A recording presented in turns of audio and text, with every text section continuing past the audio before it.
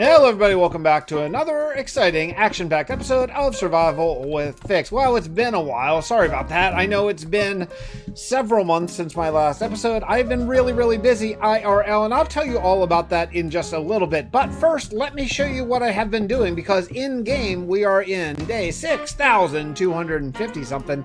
And yeah, recognize this? Well, you probably don't unless you caught a live stream, because it is actually, it's a volcano. I built a volcano, and it's huge. Let me show you from a little bit further away. I'm very psyched about it. We're obviously in the Fixxiverse theme park, and I'll show you the volcano because I think it looks pretty darn sweet. Let's jump up here on top of the castle, and what do you think?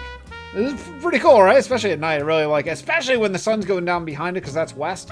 Yeah, it looks really sweet. So these balls, let me explain these balls. So they are obviously mid-explosion. They're going to be caught because this is an amusement park, and that is a fake volcano. Obviously it's fake in Minecraft, but it's going to be fake in canon world as well. The people here build it in order to make just a giant attraction, because this whole area is going to be full of like rides and attractions and adventures and all kinds of stuff. But each of these things is going to be caught and transported via train tracks right back into the volcano for the next nightly explosion.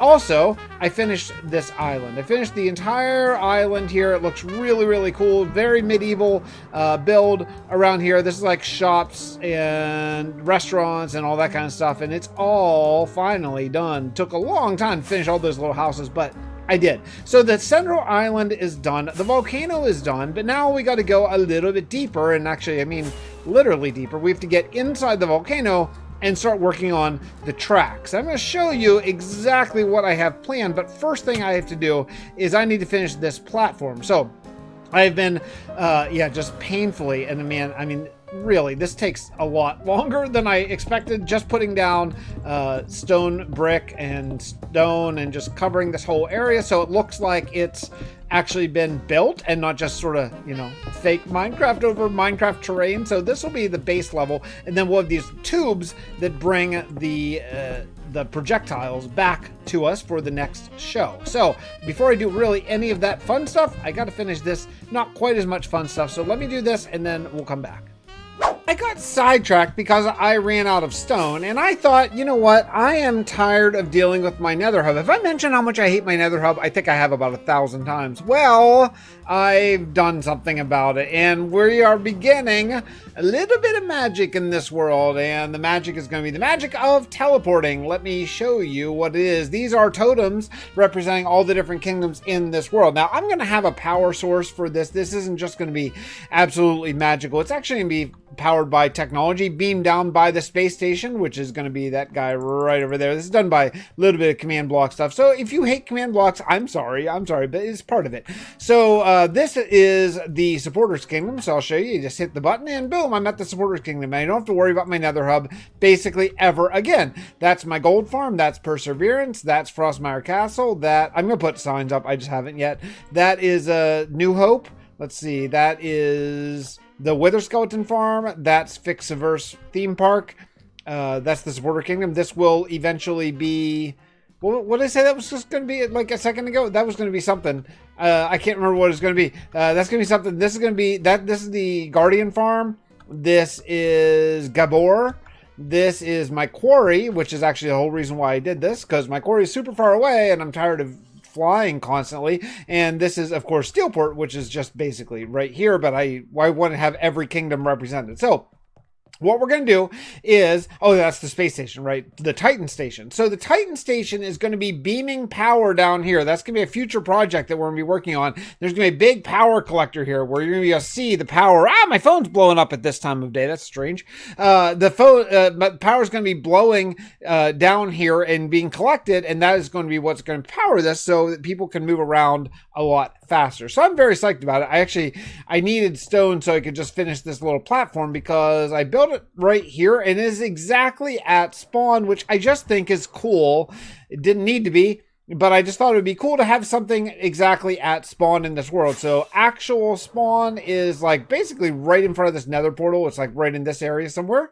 So you're going to spawn here, right on this platform. You can get to go wherever you would like to go see. So yeah, it's pretty cool. I have a lot of building to do here. They got to figure out, like a way to get up here, like stairs. I'm not Yeah, I'm not sure exactly how it's going to be because I want this to look really cool. So I think the next thing I'm going to have to do is going to have to be stairs to get up here. And I don't know. I don't really have a great plan. So we're going to work that out next. And then we'll, I guess, come back and reconvene.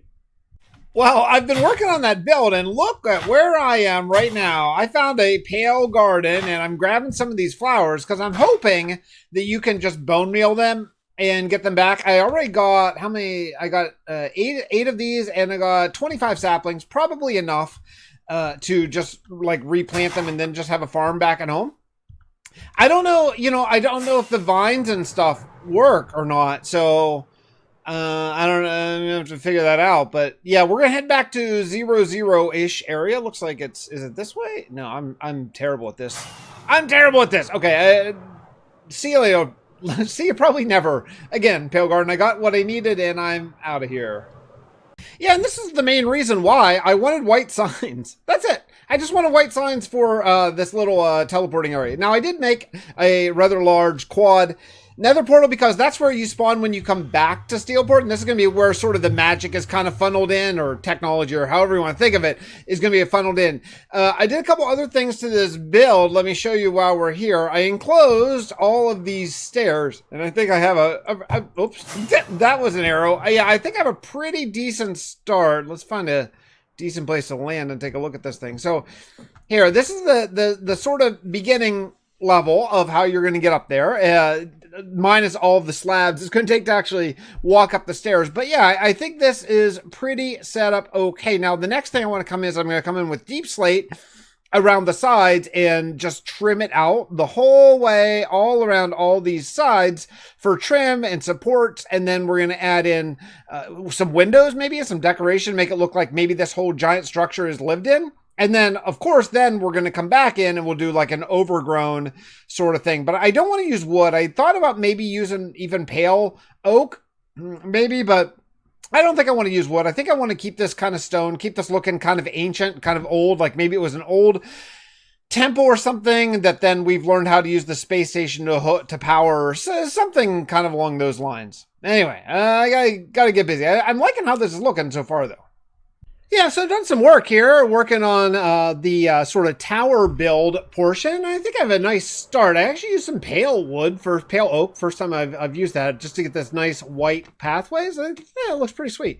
So here's how the idea is going to be, because I'm already running out of portals. I did spend some time because I had a catastrophe here, adding a few more portals. I now have Sandgeld portal, the mining desert, the mining mesa, which is actually where I'm headed here in just a moment, and Booty Bay. The problem is Booty Bay, my lovely Booty Bay, it got deleted somehow whenever I upgraded to 1.21.4. I don't know why, but it just was not there. It was like never touched ground. So I had to go back to an older version, load up Lightmatica, and just copy it over there. So now it exists again, which is fantastic. And let me show you. It takes a second for Booty Bay to load in. But yeah, Booty Bay, oh, I missed you. This is one of my absolute favorite kingdoms in this entire world. I love it.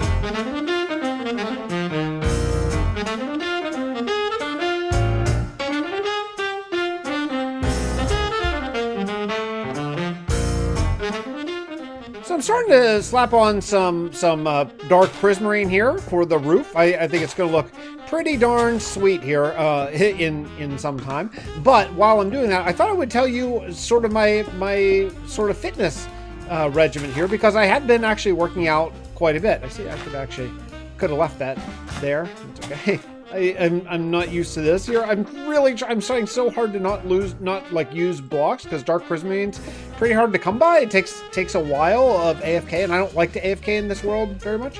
So yeah, I think this will look nice. Anyway, so look, so minimalist stuff has always appealed to me. I've always been at heart kind of a minimalist, and I just decided to really lean into that. And with that, I am now doing exclusively pull-ups and dips and kettlebell swings as my workout. Now, the one thing that I'm kind of leaving out by that is I'm leaving out any sort of real kind of like arm work, ab work, even you could say quad work if you want to get into that, because kettlebell swings really work your hinge and your butt and your sort of the backside of your thighs, right? Not quads as much, more your hamstrings and all that kind of stuff.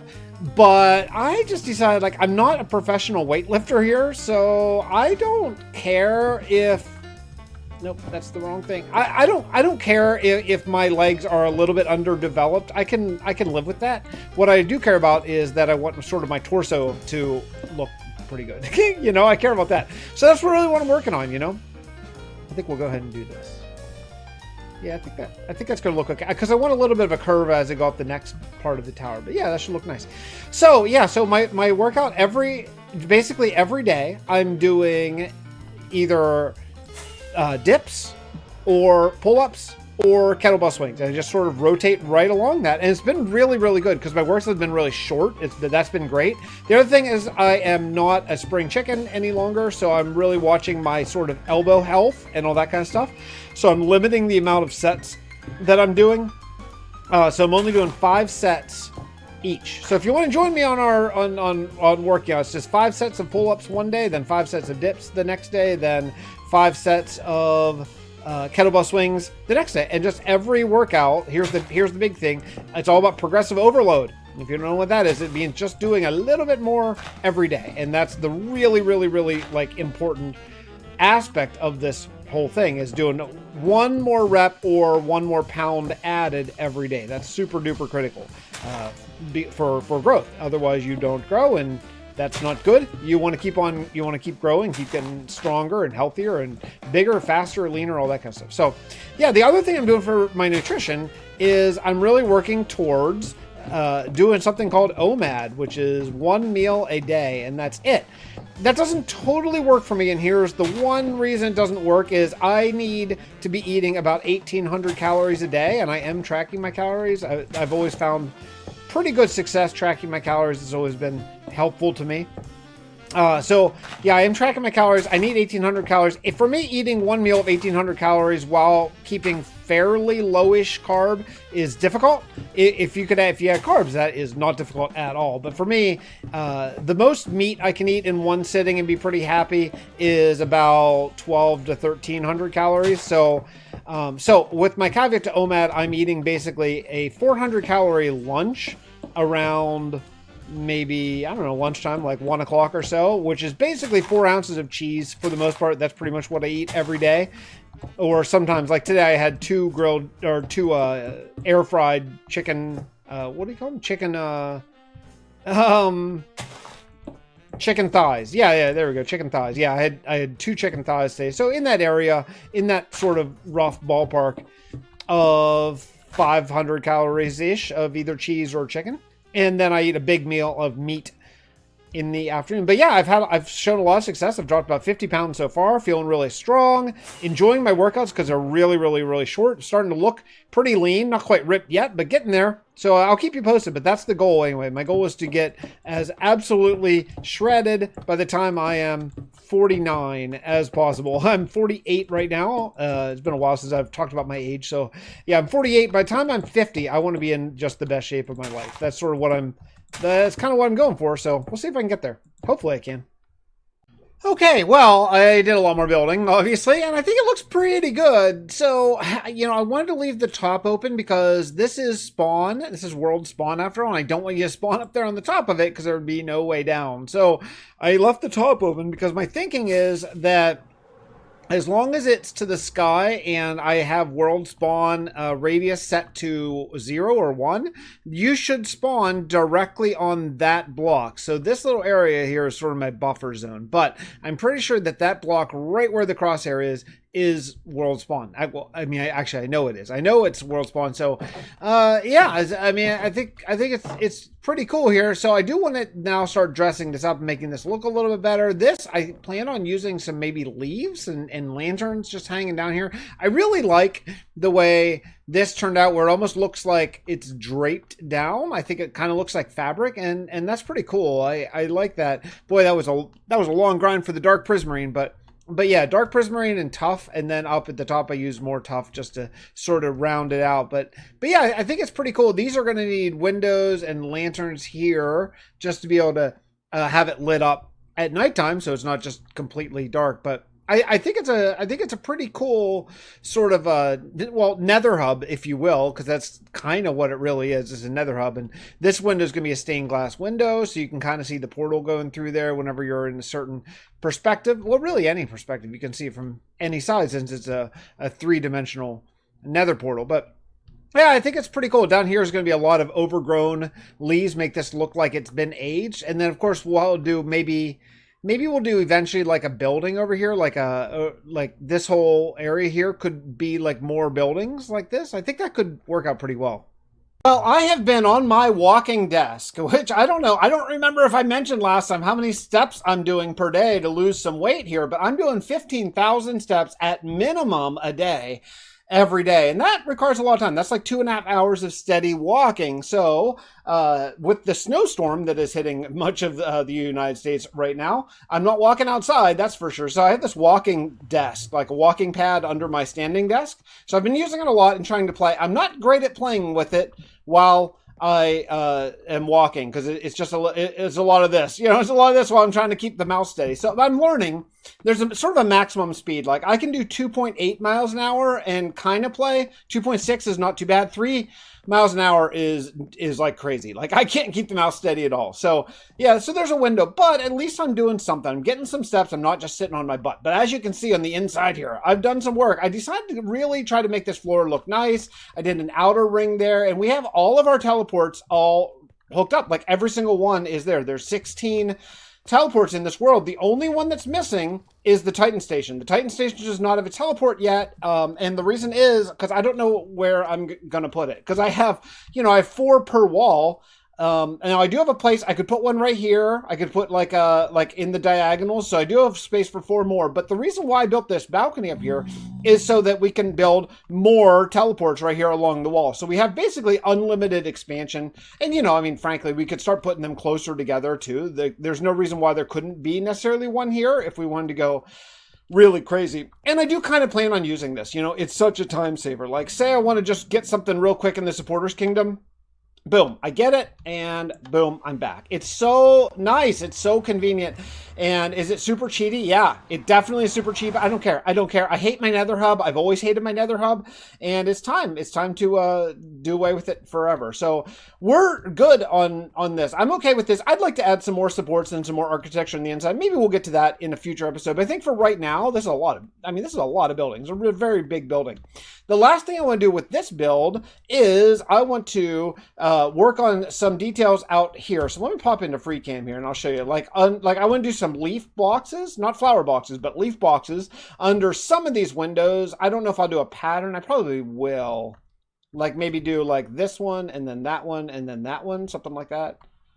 Maybe something up here, maybe a balcony up there, just some stuff to like make it break up the sort of blah of all this, We could even do a balcony that wraps around the sides. The problem is anything I add to one corner, I got to do 4 times basically to keep the symmetry together, because this is a completely symmetrical build, and I like it. I'm kind of against symmetry these days, but for this particular build, symmetry works perfectly. So I'm going to get back on my walking pad here and try to do another couple miles, I guess, while I work on some flower boxes here. And then the last thing we'll have to do is sort of this nature area. So when you're walking up here, it looks so freaking beautiful. It'll be nice.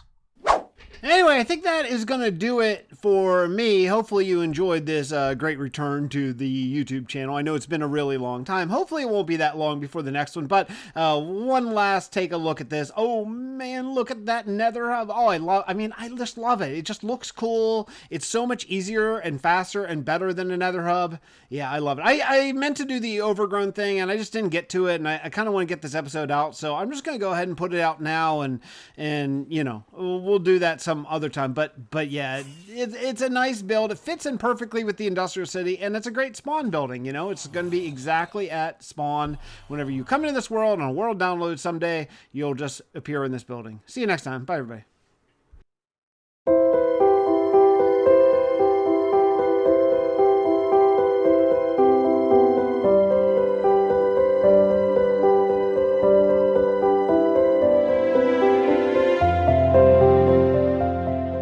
Hello everybody, and welcome back to another episode of Survival with Fix. Well, look at this city of Steelport. Oh, baby, that new tower in the back just looking so good. I can't wait to work on that. I might even do that today, but today I have a brand new project that I want to work on, and that is going away from the city a little bit, kind of. It's to this island, because this island is going to be our prison. Yeah, we're building a prison today, which I guess you probably already knew from the thumbnail, but yeah, I think it's time to start on some prison walls. We're going to work on the outer walls, which are going to kind of roughly follow the landscape here of the I don't know, of the island that I sort of made. This is kind of a custom island. There was an island here, but I obviously have like sort of flattened it to get ready for the prison.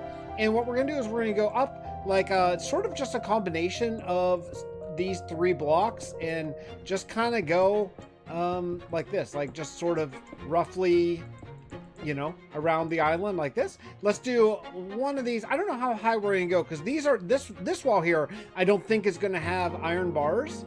I think what we'll do is we'll make a solid outer wall, then the inner wall will have like bars so the prisoners can, I don't know, have light or something. I don't know, we'll work it out. I have used ChatGPT for just about the first time in my entire life, and I said, hey, ChatGPT, design me a prison that would fit on this sort of oval looking island, and it came up with a couple of good ideas. I'll flash it up on screen now, if I remember, and you can take a look. So yeah, I think it's kind of cool. So obviously I can't exactly use it, but I'm using some inspiration from it. So I got these outer walls set up and then these sort of guard towers around here. Now the guards are going to have to be able to walk around on the top of the wall. So one of the things that I've done before in Minecraft, just to make building walls a little easier, is use a one thick wall that gets wider at the top and then wider at the base. And I think I might do a very similar thing again, just to sort of, I don't know, make it look kind of like a thicker wall without having to actually build double the wall. Because, you know, honestly, I don't have that big of a kind of courtyard area here, because I'm going to need to build buildings. You know, these people are going to have cells to live, places to exercise and work out and all that kind of stuff, and places to eat and, you know, everything, and processing areas, guard barracks and stuff. Plus we have to have a place to bring them in. So this is going to be the main entrance here.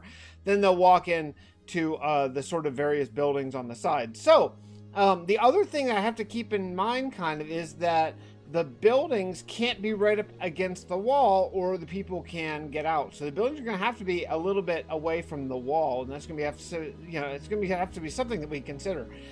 So I think the next thing I'm going to do is maybe come in with some of that smooth stone and go across the top of this. That kind of looks a little bit industrial. So I think what I might do is smooth stone across the top, like 3 wide as a walkway for the guards, and then maybe start to bring in some iron bars as railings and kind of worry about the rest of it later on. But yeah, let's start with that and see where we go from there.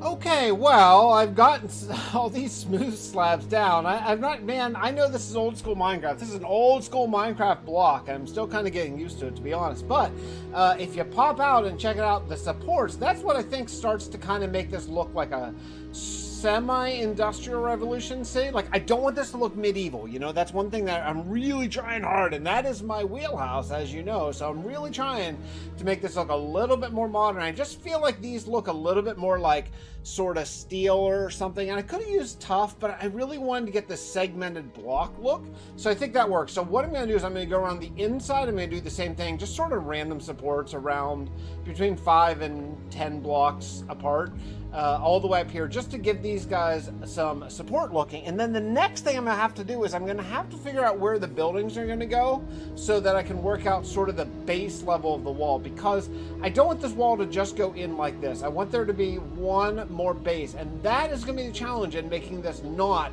look medieval. And because I know what I want to do, and I know what I know what it's going to come out. It's going to kind of look like a castle. I don't want it to, so I'm going to work really hard to make it not a castle. But this wall needs to have a little bit more support than it currently has.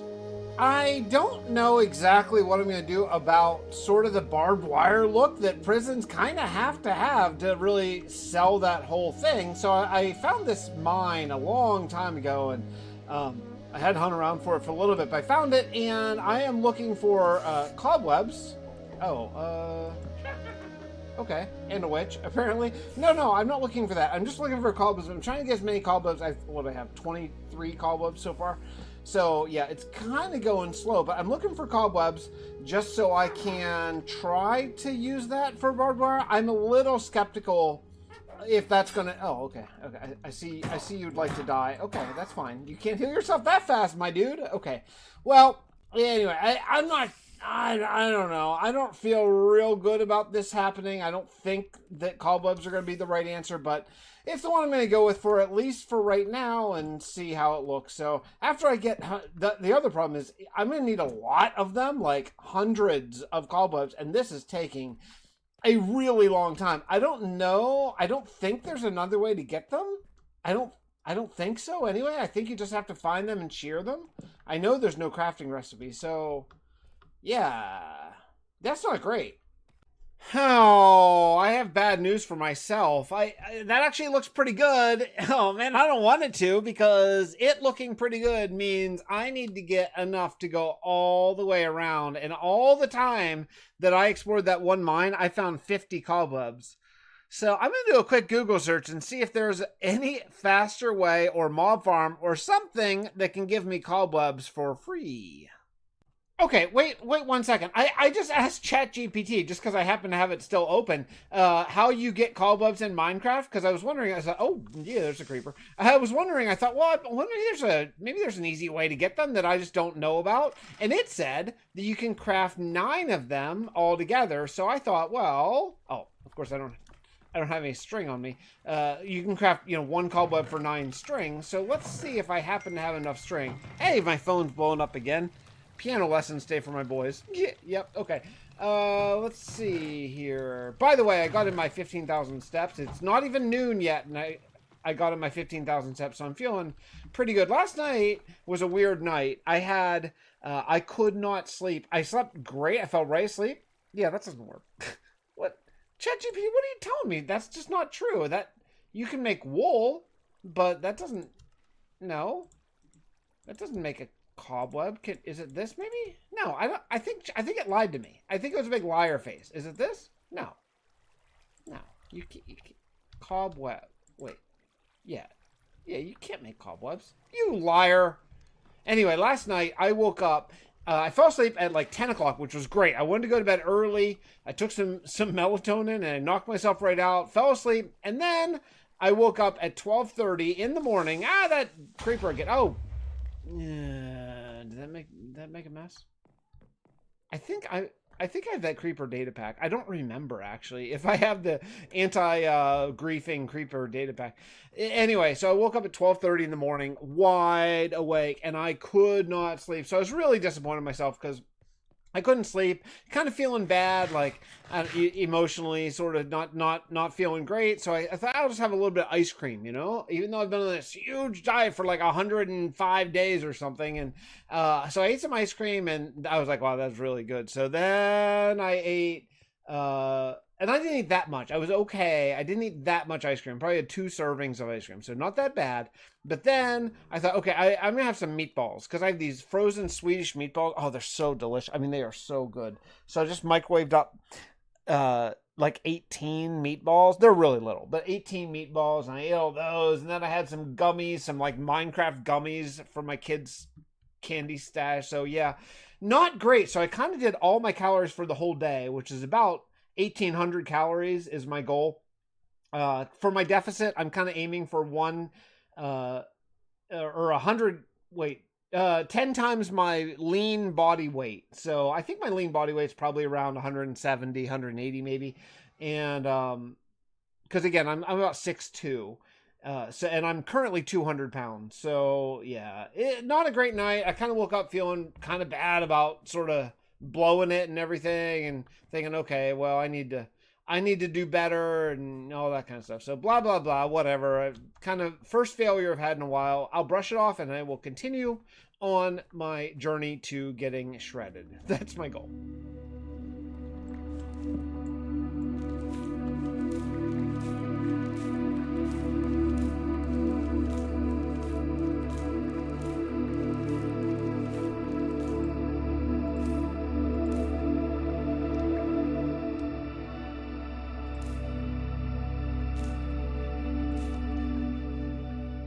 Well, look at this. So, okay, first, I've done some work, and secondly, for the first time, maybe in this world ever, I'm not totally sure, but I am officially in the very latest snapshot. So, I want to take a look. I know it's just about nighttime here, but I'm in the latest snapshot, and not only that, but I'm playing on 32 chunk render distance.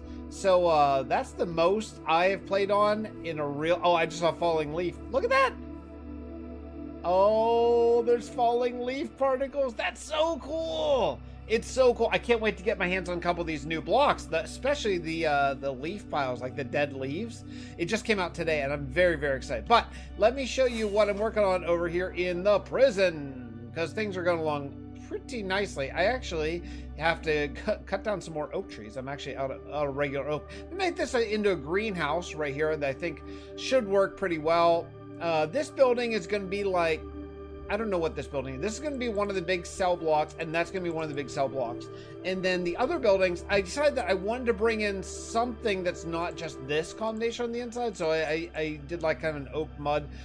I don't have any regular mud. I need to get, or not regular mud, you know, packed mud. Yeah, I need to get some regular packed mud. That would help there. But yeah, I think it's going to look pretty nice. This is going to be a greenhouse because there's going to be a couple little farms over here that the prisoners are going to be working to sort of pay off their debt to society and all that kind of stuff. So I have some material to gather, but yeah, I want to show you. I'm actually playing a snapshot, and I'm pretty sure with the way drops and stuff are that I'm going to be playing straight vanilla for the foreseeable future without all my mods, especially if I can get pretty good frames. I mean, 120 FPS, 900, you know, 100, yeah, 100, around 100, over 100 FPS with 32 chunk render on vanilla. Okay, Mojang. All right, I can deal with that. That's pretty great. So I have some work to do here, but I want to show you. I'm really excited to get all the new stuff right away. It's super cool. Okay, so what do we think? Obviously, I've done some building here, and I think it's starting to turn out pretty well. You know, it's a little industrial, isn't it? Like it's a little industrial, but that's what I wanted. I wanted it to blend in with the rest of the city, but kind of be its own thing. So I think the next thing that I'm going to want, now I'm going to mess with the roofs over here. I put a couple skylets in there just to get some natural light, like in the center corridor, but I really want to work on the insides of some of these buildings just so I can start to figure out where the little windows are going to be.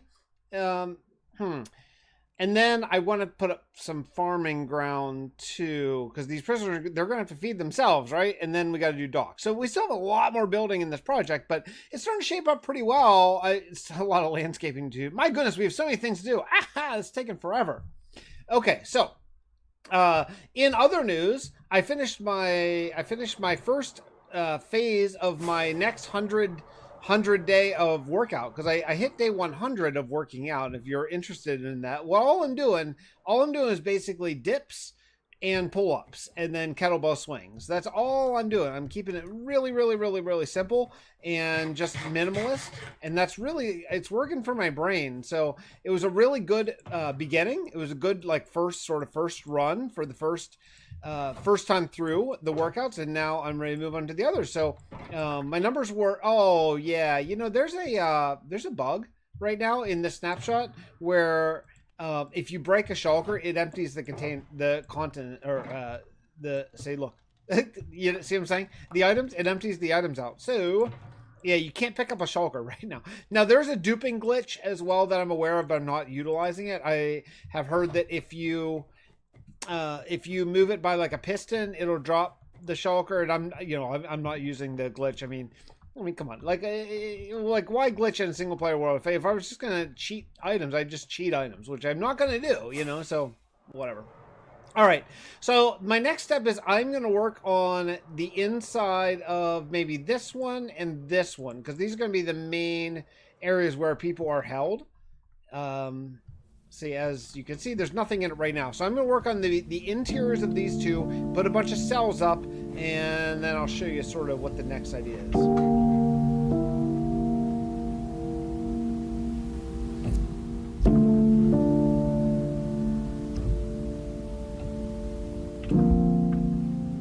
Well, it's been a little while. I've been working hard on making this prison well, I don't know, I don't want to say beautiful. That doesn't quite feel like the right term for a prison, but you know, like done and stuff, and there's a long way to go. I mean, this, who knows, this might turn into a multi-episode or even just a really long one. I don't really know where we're at for time yet, but I'm working on these sort of little guard towers here and just sort of making sure that the guards don't fall to their death, and also you know, lighting things up, because you may notice, oh wow, there's no mobs here. Yeah, so in this snapshot that I'm in right now, there are no mobs spawning. Now it seems like old mobs that pre-existed are fine, but yeah, nothing new. So for example, all this time I'm working here right next to my mob farm, nothing. There's no passive mobs spawning here. I went over to get ink and no squids are spawning. It's yeah, it's essentially peaceful mode, but it didn't despawn my name tag zombies, thankfully. Oh man, that would have been terrible. Now, like, iron golems are still spawning, which is weird.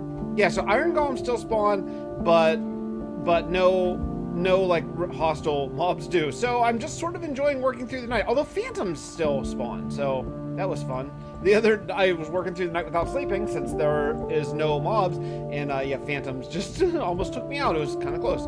Anyway, I'm gonna continue working on here. I like the way this is looking a lot. Actually, I think the jail is gonna be really nice. Prison is gonna be really nice, but there is a lot of work to do.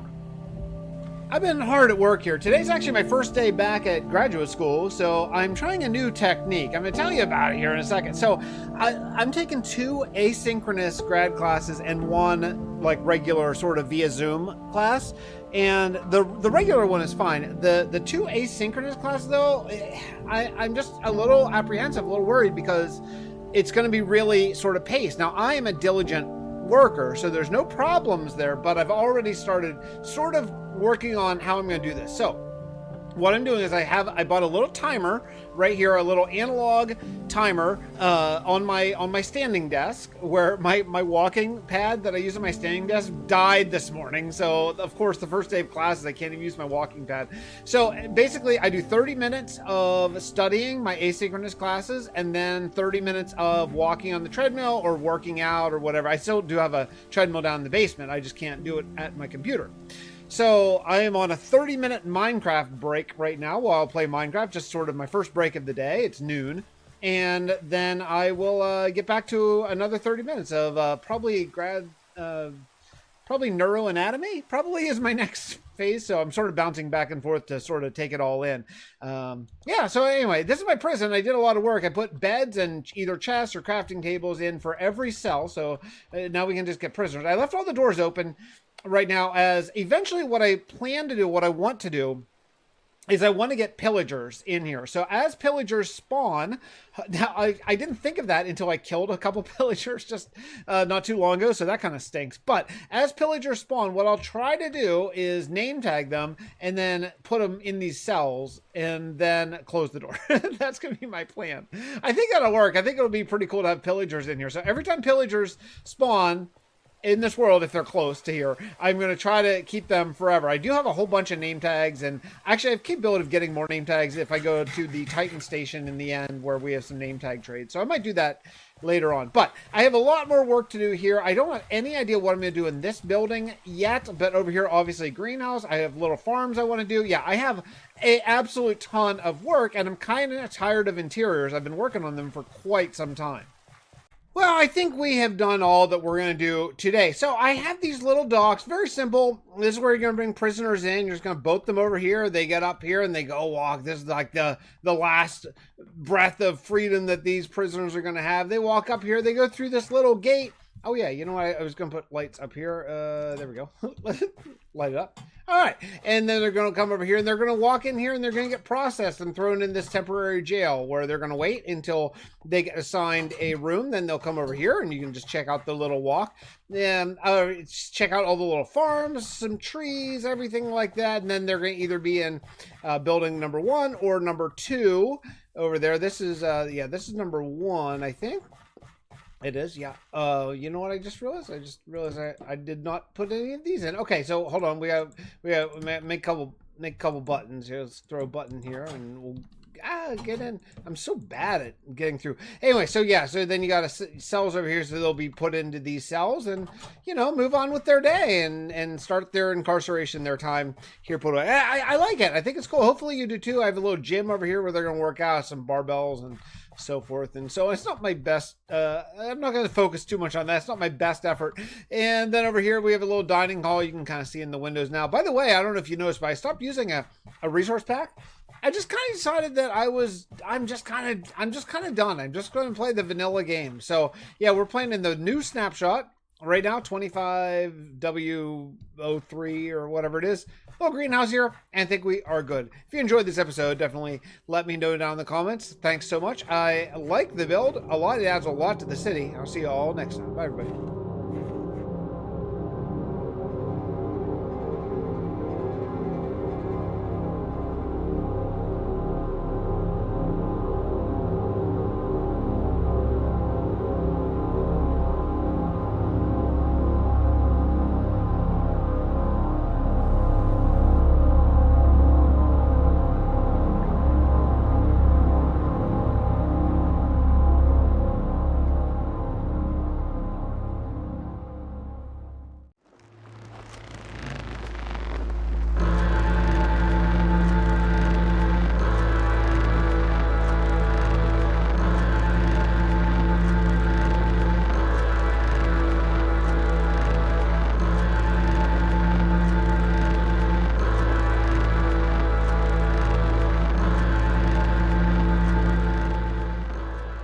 Hello everybody, welcome back to another exciting action-packed episode of Survival with Fix. Well, the last episode you can see through the snow flurries, and I'm recording this on the snowiest day ever. It has been snowing like for hours and hours straight here in the general Pittsburgh area, and yeah, so I thought I would open it up there in the snow. I was over at Titan Station in the end doing some trading because I ran out of golden carrots and I really wanted to eat those, so I did some trading, and now we're back to work in Steelport, and where we're working is right here in this area. So my plan is I have these spots right here, and I'm going to be doing an automatic rocket farm because I make rockets all the time because I fly everywhere. So this is going to be a sugarcane tower that I think will look really sweet. This is going to be sort of the factory where we do it. And then, although my mob farm over there works great, it works totally just fine, I want to have a creeper specific farm, and that is going to go over in this spot right over here. So what we'll do is we'll have mine carts that bring the sugar cane over here to get crafted into paper, and we'll have like another mine cart or something that's going to bring the gunpowder from the creeper farm right over in here. We should make rockets basically completely all the time. I think that'll be really great, but I have obviously quite a bit of work to do as I just started at the beginning of this design. I don't really have much of a game plan here. I'm gonna have to kind of work it out, but yeah, let's get to building. Yeah, I'm up here building, adding another floor. I'd like this tower to be bigger. Like if I look, you know, when I look over there, that big gray one always sticks out because it's a lot taller than anything else. And I think some of these other towers are just a little small. So I'm trying to build this one up bigger. So I think I'm going to go at least one more story up. I don't know exactly how I'm going to furnish the inside of this yet. That's going to be, yeah, that's going to be tough. I really, really want to have furnished or at least blocked off areas. Like one of the tricks that I can do in these big buildings is just do like a first floor and then just not have stairs that go up. So if you're walking around in like a world download or something, you just won't necessarily notice that there isn't anything else. Does that make sense? That's one way that I can sort of get away with not absolutely furnishing everything. Another option is that I can have some of the windows like not be glass, like just look like they're just dark. Because like even during the day when you look in a city, a lot of times like you can't see in dark windows, especially if they're higher up, right? So that's another option, is I don't have to even use glass. I could just do something like black concrete on the inside, which I think would sort of simulate that. I just made a mistake. This is supposed to be this is supposed to be this way. This fancier chiseled cut cut sandstone. I still, all these years later, I still don't know what the blocks are called in this game. So anyway, so I've been working on that, but I thought that I would bring you in and sort of give you a like, I don't know, a diet, weight loss, exercise update, because I've been really kicking butt on it. So I'm down now officially. So when I started about 6 months ago, I weighed in around 250 or so, and I am now 196. So I just did the same thing. Things have been going pretty well in that regard. I need to just keep it up. And what I've been doing, and I think I talked about this in an earlier video, is what they call OMAD, which is 1 meal a day. Because I like to eat big meals. I have always liked to eat big meals. And when I'm on a diet, like 600 calories or even 1,000 calories just feels not very much to me. So with OMAD, I can hold out, I can use willpower, hold out all day, and then knowing that I'm going to get to eat a real meal. So like today for my meal, I had just 3 cheeseburgers, but cheeseburgers with like full toppings, buns, everything, which came out to about like 1,600 calories. And then if I count like a little couple chips that I had, my vitamins, and some gummies that I ate around that same time, it's going to be around 1,900 calories or so for the day. So I feel pretty good about it.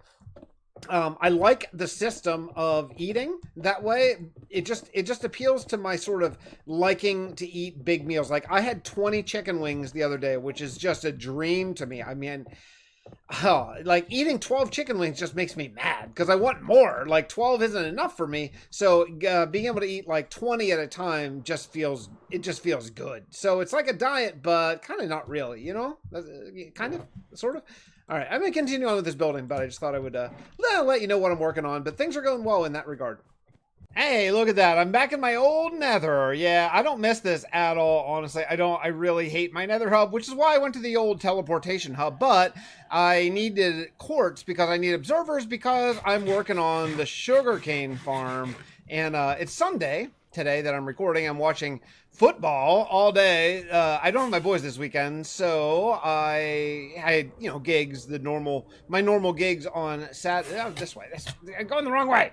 My normal gigs on Friday and Saturday, but today nothing. So yeah, I've just been watching football and really, really, really loving it. You know, the thing is, I love football so much. I love baseball too. Oh no, I did go the wrong way. Wait a second.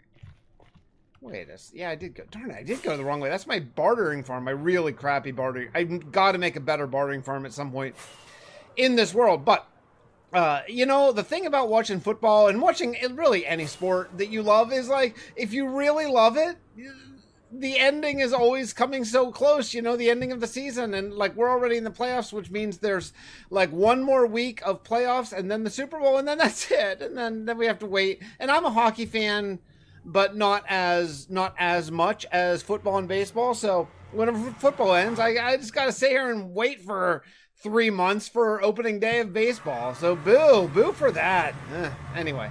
All right, let me show you the work that I've done here, because things are going well. Look at this building, looking kind of nice. I put some windows in, still getting used to the vanilla glass textures for sure. But I started working over here on my sugarcane farm. Just very simple design. I just want to harvest it all in 4 hoppers, so that way it sort of doesn't back up.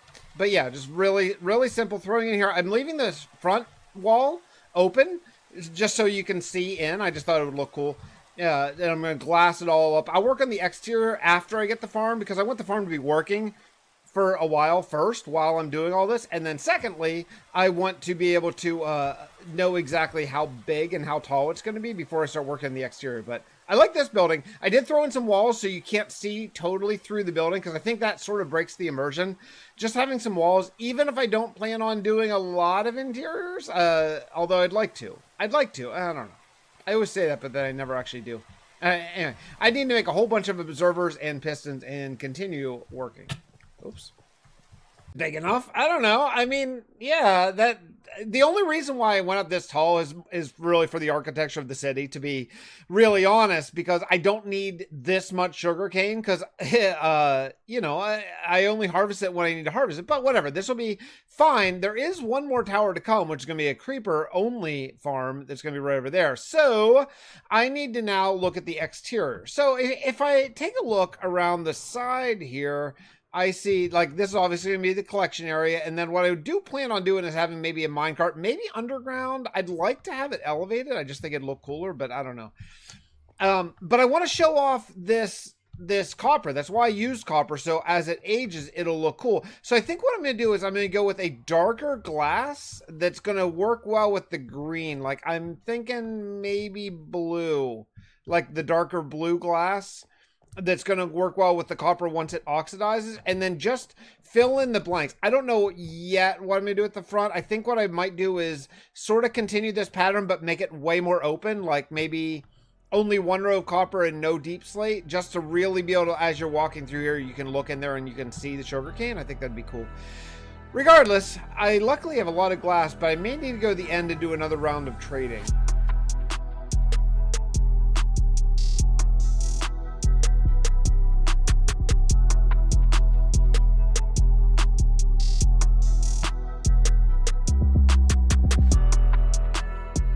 Tell you, this Titan station is weird without shaders and without my old resource pack. It's very strange, but I'm getting used to it. Slowly, I'm getting used to it. You know, some of the textures aren't really that different. Some are quite a bit different, though.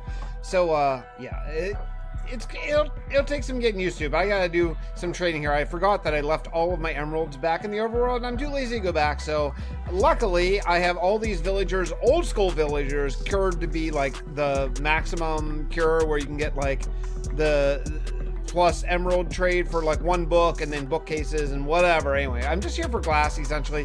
It's actually faster for me to come to the end and get glass from these villagers than it is to go harvest sand and then smelt it, especially because my mining desert is basically down to sandstone only. So yeah, it takes a little bit, but yeah, we gotta get moving here.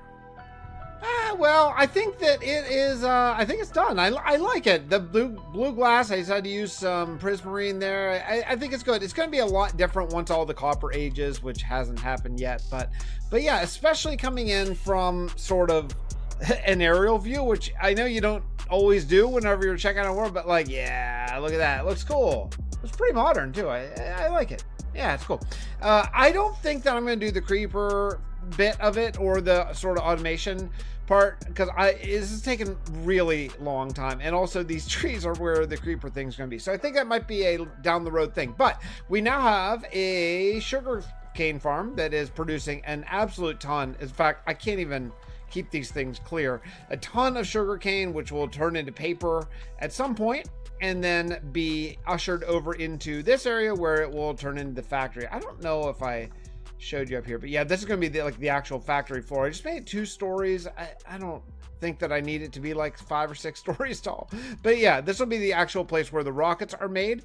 There are a couple other things that I would like to add. I'd like to add a billboard and stuff, but you know, for right now, we've done a lot of work, so I'm going to leave it there. We'll see y'all next episode in the next, I don't know, the next part of maybe Steelport again. I don't know. I'm having fun over here, so we'll see you next time.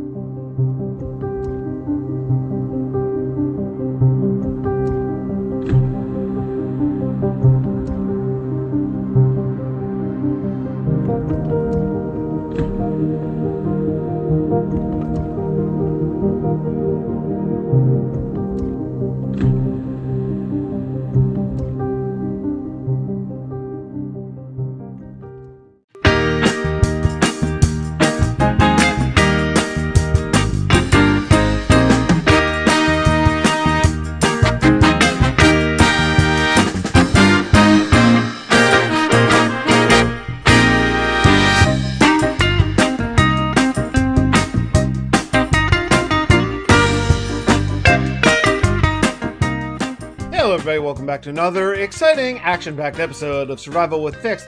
Today we are working in Steelport again because I kind of promised last episode that we were going to get back to this, and we are. We're going to finish this build, and this is my big rocket factory. Well, it's going to be. This is the sugarcane. It's functional actually, but it's not very done. This building needs detail, which I completely forgot to deal with the last episode. So we're going to start with that, and with adding in some detail. I want to do some blotchy detail kind of, and I think that my answer is probably going to be oak, stripped oak logs, maybe oak, possibly birch. I'm not really I'm not really sure. Oh, I have a lot of strip birches sitting around. That's cool. Okay, so we're gonna start with that and see what we can come up with. Yeah, I've been building for quite a while, and I wanted to bring you in before this whole building gets done, but I'm replacing the scaffolding that I use to get up and down levels, and let me show you just some random levels, because they're all exactly the same. This is my creeper farm design in a very strange building. It's a triangle-shaped building, because that's what fits in the town. I got a snow golem here, and a anti-spider slabs over there with a million trapdoors here, so creepers spawn. These golems will throw snowballs at them, then they walk off the edge and they fall down into a fiery death below where I can collect their gunpowder. So yeah, I think it works pretty well. It's a lot of stories high. I mean, it is a really, really, really tall. Here, look down there. Yeah, it's really big. It's really big. Okay, anyway, let's show you the outside and see what I've been working on. Oh, I was just going down and check it out. This guy's about to fall. See you later. All right, there he goes, falling down to his death. Now, I won't get down here in time to see it, but yeah, oh, there he is. I did see it. Ah, yeah, okay. So here we go. Oh, look. Oh, it's going to be combat. It's going to be combat. There we go. Okay. Yeah, that's the building. It's very plain. I got to work on the exterior, but I wanted it to be working like the whole time that I'm here working on it. So, yeah, so that's why it's really, really plain. But so now, hopefully, it should be functional. Basically, this entire time that I am working on the exterior of it, the interior should be working. Now, it's one longer here than I wish it were because I had, or maybe even two longer. So what I think I'm going to do is I'm going to do some sort of facade here on the edge that's going to go up maybe the entire building high, and I don't know exactly what to make it out of quite yet. Something, I don't know. I need something kind of that goes with orange. Not like sandstone though. Something's a little, I don't know yet. Okay, so I am working and bringing some acacia in here. I don't know, I don't like it yet. I really want a different colored building here, but it's a struggle. It's so blue. It's so blue. All right, well, I'm gonna like it in time. I know I'm gonna like it in time. I just need to hang in there.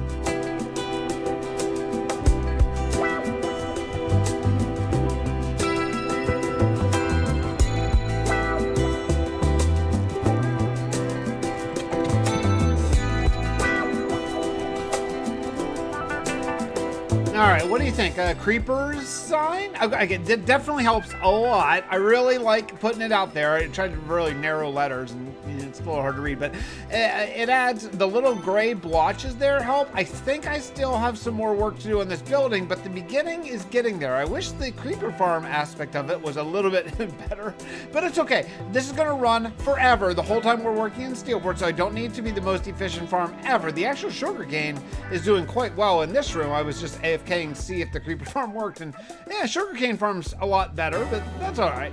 I can't believe how long I've been in this storage room. We're still using white signs, given that we have all the color coding possibilities. So I spent a bunch of time here making dyes and just going all over the place, color coding them, actually having to harvest some glow ink and stuff just so I could read them because I'm using dark oak signs and it's a little tough to read. But yeah, I'm just going to use, like red for magma and, I don't know, like gray for gunpowder and green for others. Yeah, I'm just going to color code these things just so I can put stuff away a little bit faster. Now, eventually, I do want to actually automate using the crafter block, the actual rockets here. And I'm going to do that in time, but right now is not that time because it's a complicated craft because it takes two components and oh man, I just don't have it in me to do that sort of headache right now, even watching a tutorial and stuff. So we're going to get to that all in good time, but there is an expansion to the city, which probably you saw in the thumbnail, but there's a major expansion that I want to get to next.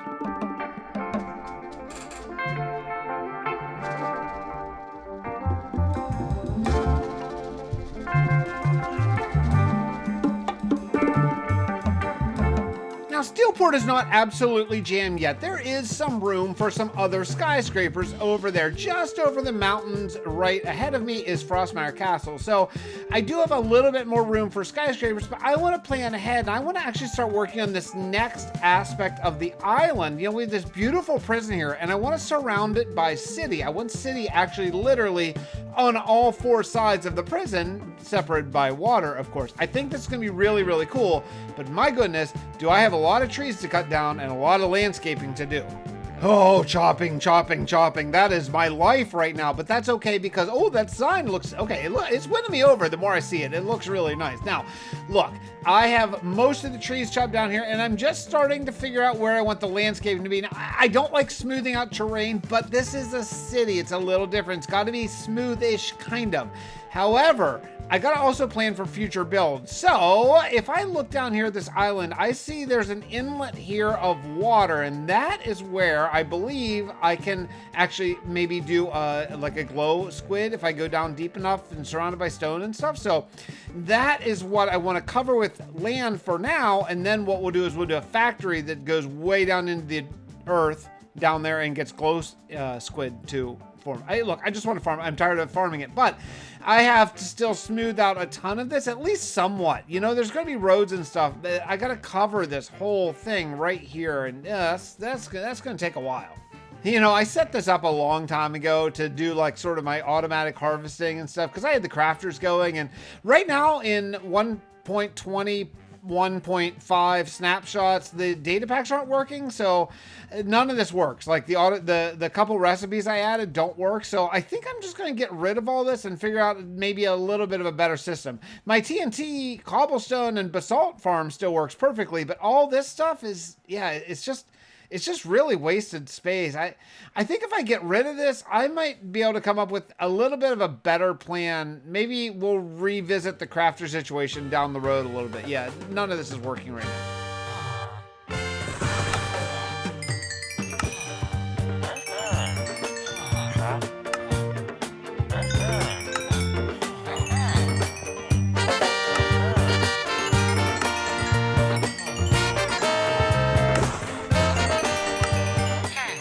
Boy, oh boy, curing all those masons is one of the best ideas I ever had. I never have to worry about clay or bricks. For how much I use it in this city, especially, oh man, am I happy.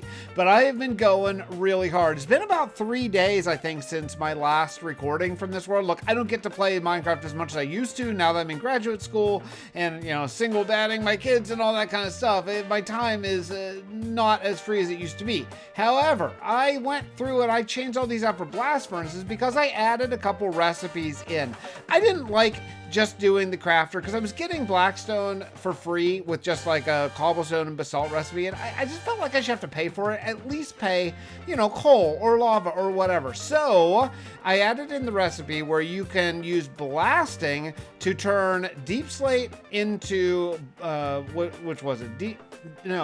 Cobblestone into deep slate and basalt into blackstone. I think that's kind of fair. And then right here, I can just have this storage room, which I had from before, and just sort of store everything. Now, it's not automated storage yet. I still have to like actually double click it, put it in my inventory, put it in the chest. I might do that later, or I just might not. Either way, I think it's cool to have minecart zipping around my city. It makes it just feel a lot more industrial. Yeah, I really like it. I mean, I have deep slate, basalt, blackstone, and cobblestone storage right here, a whole bunch of it, though it's not full yet.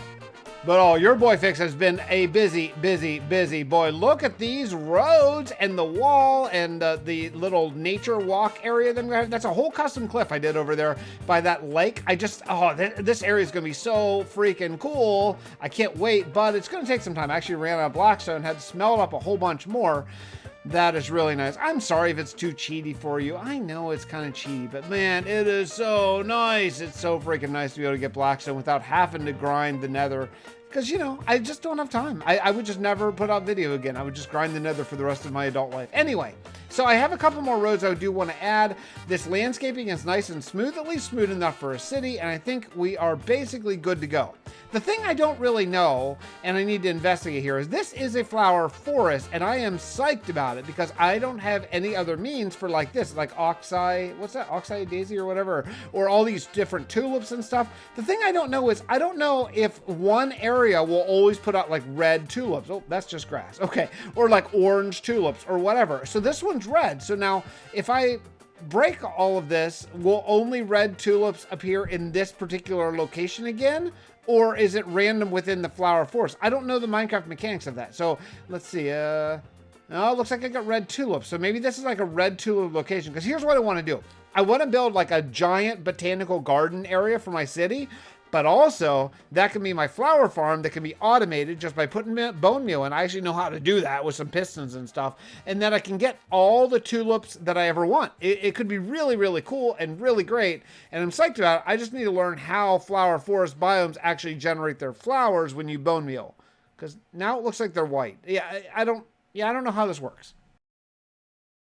You know, one of the big mistakes I've made when building cities before is I didn't lay out the roads first. I think I've learned from my mistake, honestly. I still have a little bit more I want to add here to finish off this section. I want to do a little road that goes straight and then goes up the hill, because I think whenever I do the botanical garden area, I might actually put it like sort of have the road go through a tunnel. I just think that would maybe look really cool and add something sort of interesting to that area, because the whole rest of it is just going to be regular city skyscrapers and all that kind of stuff.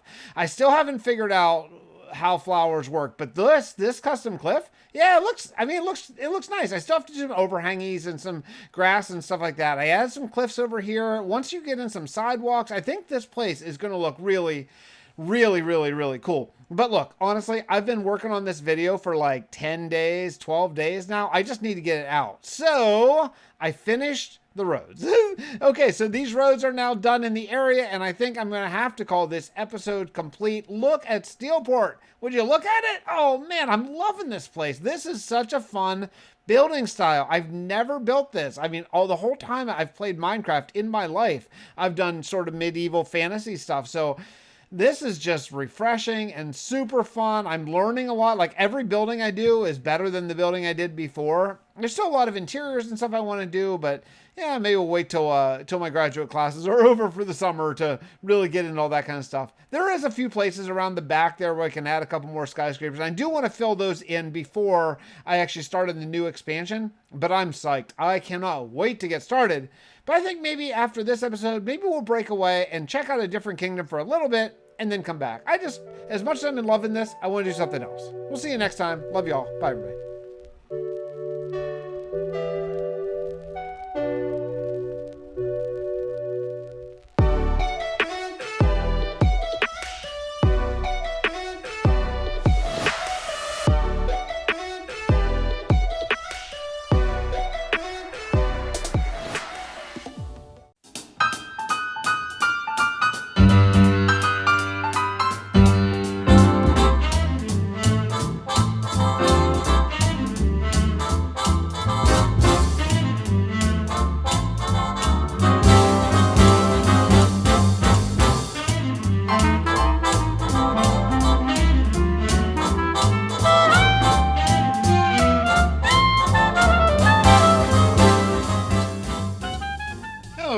Back to another episode of Survival with Fix. We're still working here in Steelport. I know I talked at the end of last episode about maybe moving away and doing something in a different kingdom, but I just want to fill out some space. And you know, this corner over here, right by the old Nether hub or teleportation hub, is a great place to start filling in some areas here, because I want this place to look absolutely done before we move on to the new city expansion. So what I want to do is there's the two major goals of today. I want to fill some of this space. I don't think I'll fill all of it. It's actually more than I thought.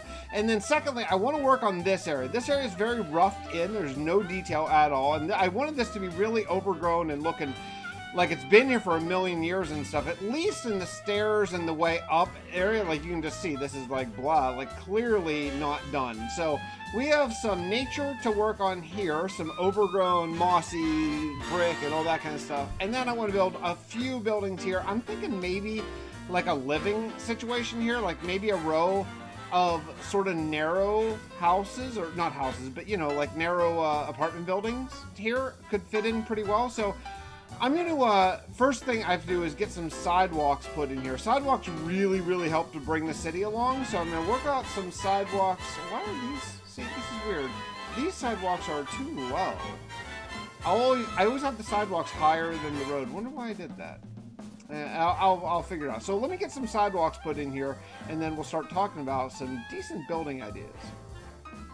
So, what do we think? I like it. You know, so I just roughed in some shapes here. You're going through an absolute crap ton of terracotta.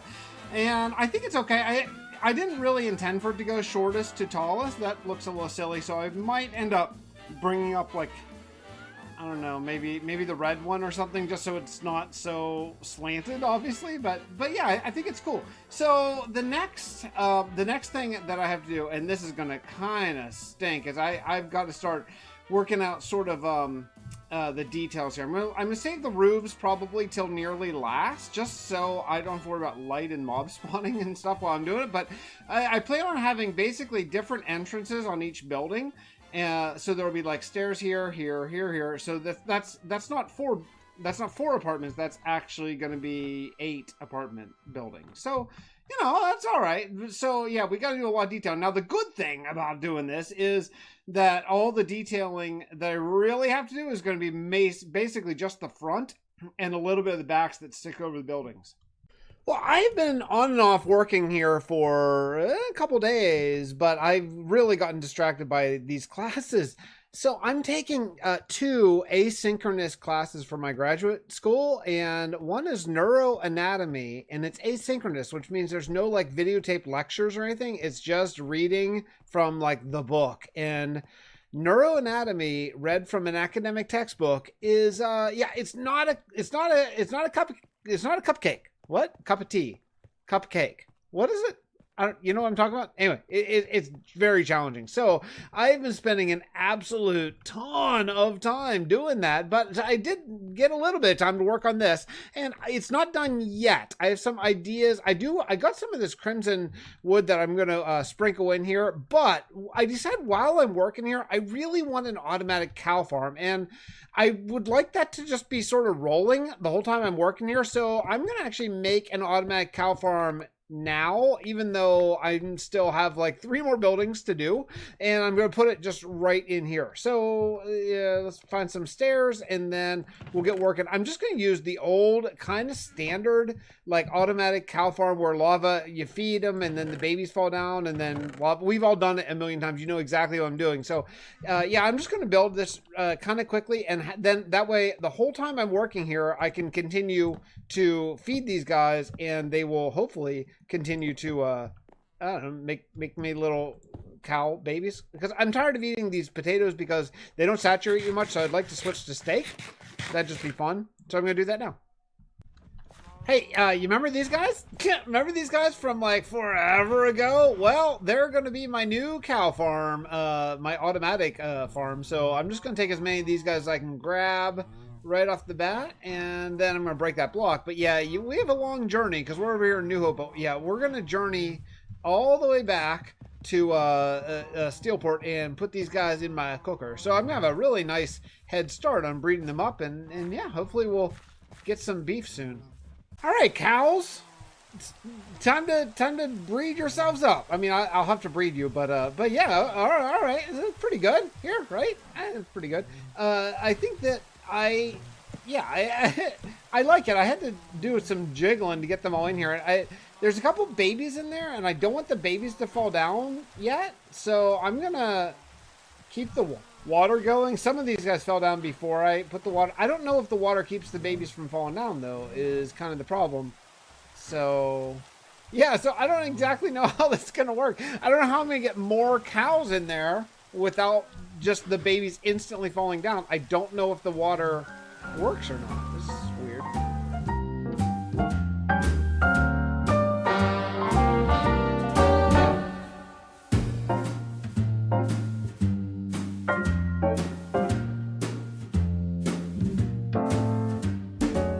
Okay, so I don't know if this is going to work at all, but I'm working here on this yellow building. But while I was working on it, what just appeared? But are they gone? What the heck? It was a patrol. Where'd the patrol go? Man, when I went to go get name tags, I had to rename my name tags. Did they despawn? I didn't think that they did despawn. Oh man, are they gone? Oh wait, no, that's a cow. Yeah. What a Minecraft player I am. Is that a pillager patrol? No, it's a cow. Yeah, I guess they despawned. Dude, the cow almost got me again. Do you see the cow up there? It looks, well, okay, from that angle, he looks like a cow, but from the back angle, he looks like a pillager. Yeah, oh man, that stinks. Well, let me show you what I've been doing. So I'm working on the third of these 3 houses. They're not done yet. They're not done. I'm getting sort of a nice mixture of things that I want. Like, I want this to look like it's been patched and broken and all that kind of stuff. And I want the same thing over here. So I'm using a lot of bamboo and doing all the balconies first. So then I didn't love just the bamboo. So I decided to start mixing in some birch. And actually, I like it a lot better. So things like, it's going to look really cool here. Oh, man, this really bums me out that they're gone. But it's going to look really cool in time. I just need to really spend some serious time, like really making these look like maybe they've seen better days. But yeah, I think the idea is starting to come together. We're just not quite there yet. Man, I have something else I want to do though. I really have been wanting to do some farmland, and I know where I want to put it. I want to actually start a new farmland kingdom soon, heading out towards the Fixxiverse theme park, but I got to stay focused. Stay focused, finish these 4 houses for today, and then we'll move on to the farmland later on.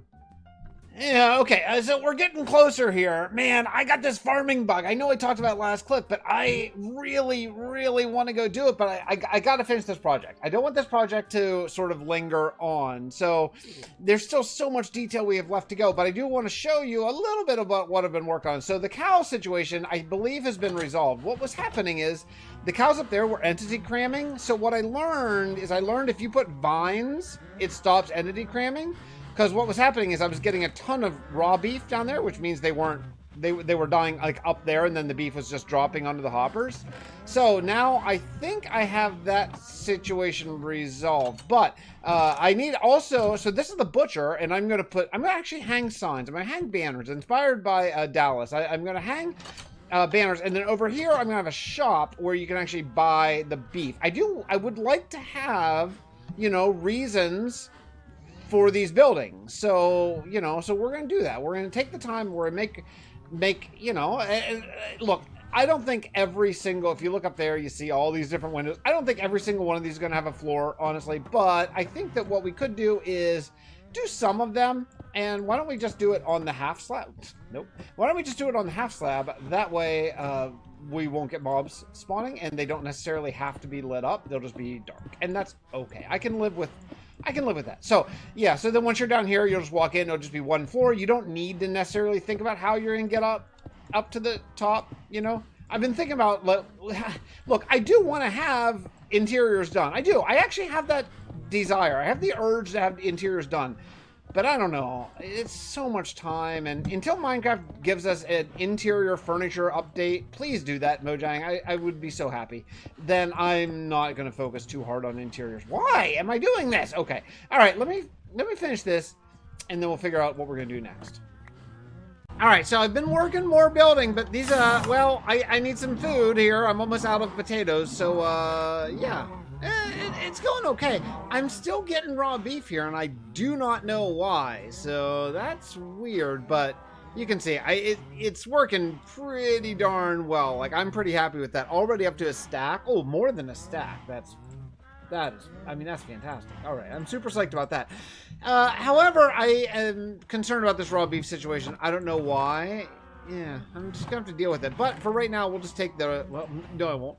Oh, let me show you. I'll show you what I did. I made a bunch of this new pale moss because I decided I wanted to texture this green place and really make it look really run down. So this place I used mossy cobble and then the pale moss and then cobblestone just to sort of make that. Now I'm gonna do some more vines and stuff because this is gonna be a vine farm. I think I showed you that, but I'm just gonna make it really simple manual vine farm, and each floor is gonna have three rows of vines in it. So you should be able to get quite a bit of vinage after a little bit. And then what I'm gonna do is I want to come out here and make a couple little landings just to break it up because it's a little monotonous right now. Yeah, okay, so look, I know I said I was going to do this too, and I'm not going to. I'm not going to do it today. This is actually a huge project, and I just don't feel... I know what I want to do, and I talked about it already, but I finished this now. I think it's good. So I hung some clotheslines there and some banners, make it look like, you know, trying to make it look like they're hanging their clothes out to dry. I think it really brings some life. I really, really, like, leafed over this place, because this is a vine farm, so I want it to look like it's, you know, aging pretty well and stuff. So the vine farm there is basically done. I just need to expand the actual vines. There's nothing in this yellow house. So if you have any ideas of what I could put, because again, I'm trying to make everything functional, at least on the first floor. Look, I don't care if it has 9 floors of functionality, but I am trying to get everything functional, at least on the first floor. And I don't have anything in here. So if you have any ideas of what could go in this place, yeah, I'm all yours. That'd be cool. This is, of course, my marketplace. This is my butcher, which is doing great. I think I killed all the cows here recently for some beef.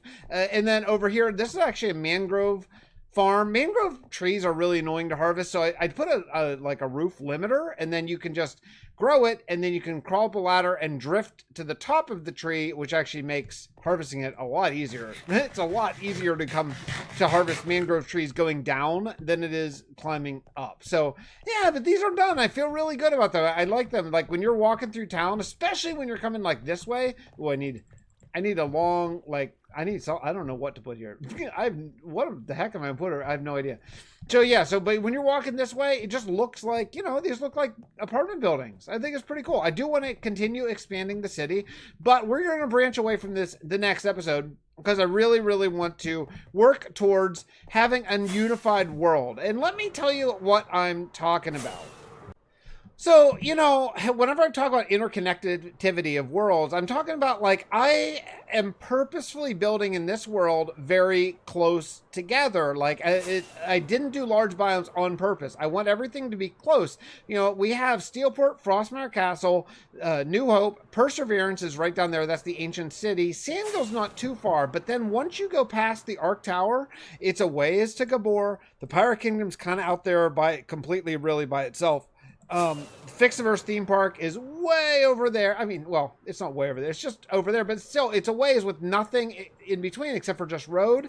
And then the biggest issue that we have that I really want to start addressing next episode is in between here and the Supporters Kingdom, there's just nothing. There's not even a road, in fact. And one of my big rules is that I want roads connecting everything. Like, we have this road that leaves New Hope that goes this way and then just stops. And then there's nothing. And then way over there, you can start to see it come in there. That's the Supporters Kingdom. So what I want to do next episode is I really want to start working towards this way and making a lot more farmland. And then eventually we're going to get back to sort of fixifying the old Supporters Kingdom here, which I think could end up really... I mean, it's really cool already. It could get really, really cool once I spend some more time on it. But that's what I want to work on now. I want to work on connecting between Steelport over there, New Hope over there, and the Supporter Kingdom. So we'll see you all in the next exciting, action-packed episode of... What's all this? Is this coarse dirt? What is this? What is that? I don't know what that is. Huh. Why are these dirt here? That's weird. I like it, but why? Huh. Did someone do this by hand? No, that's ridiculous. What the heck's going on here? I'll figure it out next episode. Love you all. Thanks so much for hanging out with me, and I'll see you in the next one. Bye.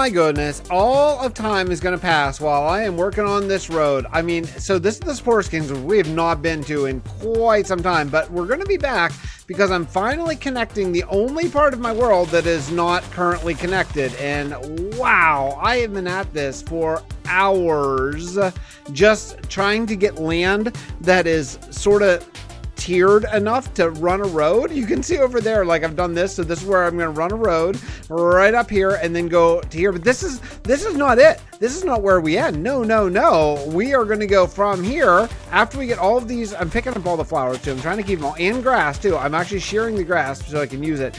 Then also, we're going to turn the road and we're going to head over there to Steelport. So that way the actual world is completely connected the way all Minecraft worlds should be, right? Yeah, that's right. I'm judging. Yeah.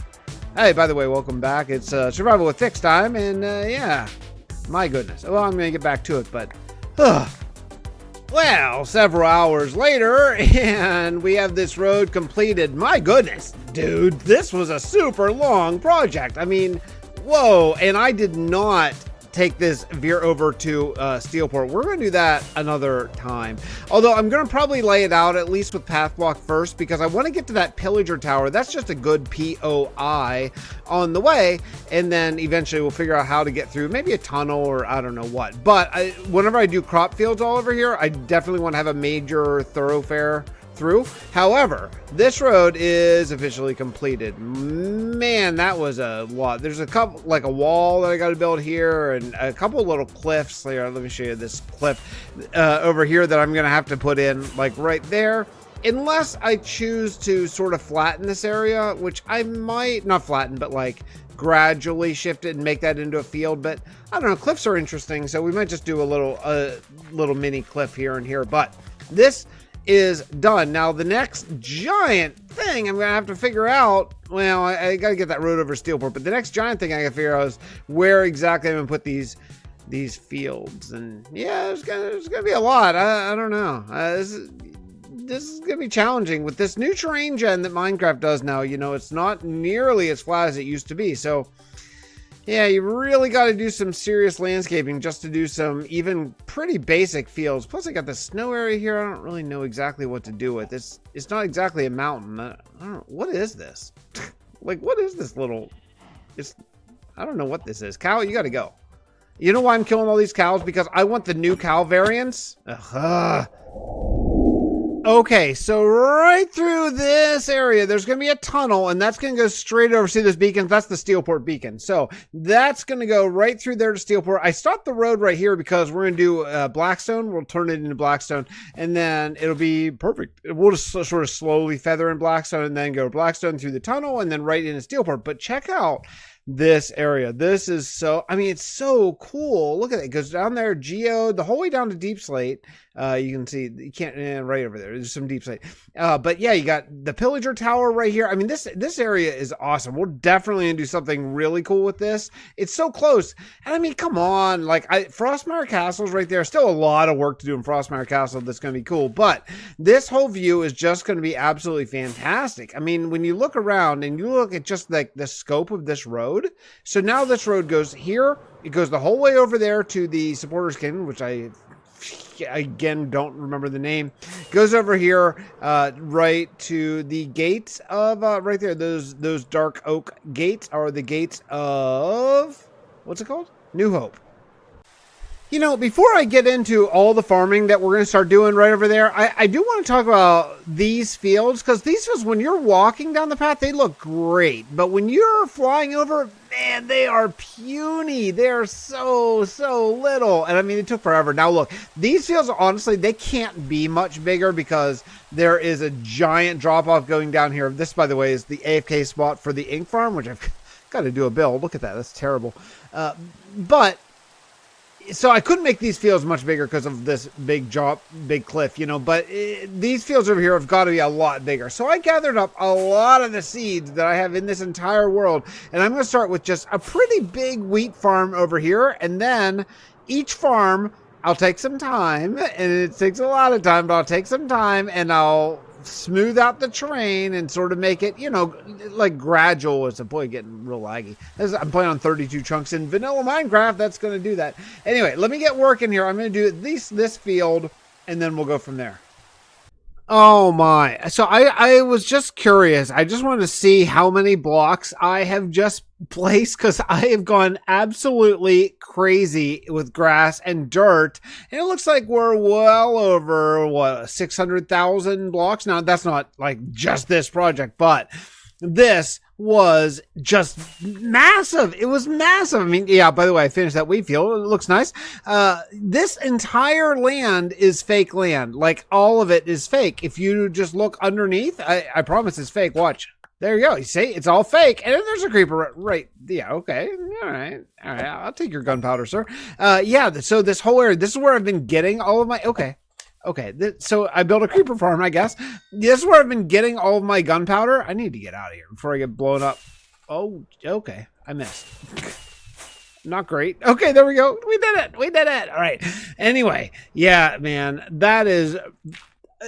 I mean, just brutal. And the only reason why I did that is because I want to add another road. Like, you know, you can't have field, because there's no way then to get to the backfield. So... if you look over here, this actually is going to be able to connect. So what we're going to do is we're going to add a second, like a split off road that's going to go along the edge of the mountain, like right over here. And that's going to go all the way over here and going to like connect. That way I can have access to fields on both sides. But wow, what I've been doing this for hours and hours. And I still have to plant. So now I'm finally like done with at least this little bit, but now I got to do, the road. So I'm going to take my shovel over for the like 1,000th repair job after, you know, now that I just did the 1,000th repair job, and I'm going to just lay out where this road's going to go and going to have to connect it the whole freaking way over there. All right, let's do another road. I'm checking out the Minecraft soundtrack. Man, I you know, since I always add music in post, I never listen to the actual Minecraft songs. They are just beautiful. What a great soundtrack. I wish that I played with it on more. I might try, but then I always have to remember to turn it off before I record clips and all that kind of stuff and blah, blah, blah, blah, blah. However, I'm back here in Steelport because I now have 2 fields done and I want to get to a 3rd field. But before I do that, I want to actually build a tiny little farm here, and I'm going to try to come up with it all by myself. I think I can figure it out with my knowledge of the game. I hope. I'm just doing a really simple little bush farm. It seems so simple. I think I can figure it out. Let me show you what I'm talking about. Every time I get down here, I gotta remember to feed my cows first. Gotta feed these guys. I want to eat meat, steak, and man, I go through it pretty fast because, you know, I don't come down here all that much. Now, which building do I want to put in? Do I want to go... this is supposed to be the mangrove farm, but it doesn't really work that great. I think it's a little bit too narrow, actually, so... you know, there is a solution. If I open the mangrove farm portion up, because this is connected to another half of a red building. So right here, I could actually open this wall, I think, right? Yeah, I could. So I think what I'm going to do is I'm going to open up this wall and expand. I just think it takes a lot of bone meal to grow a mangrove tree because it is trying to fit. And so it turns down the bone meal some of the time. I think. I don't really.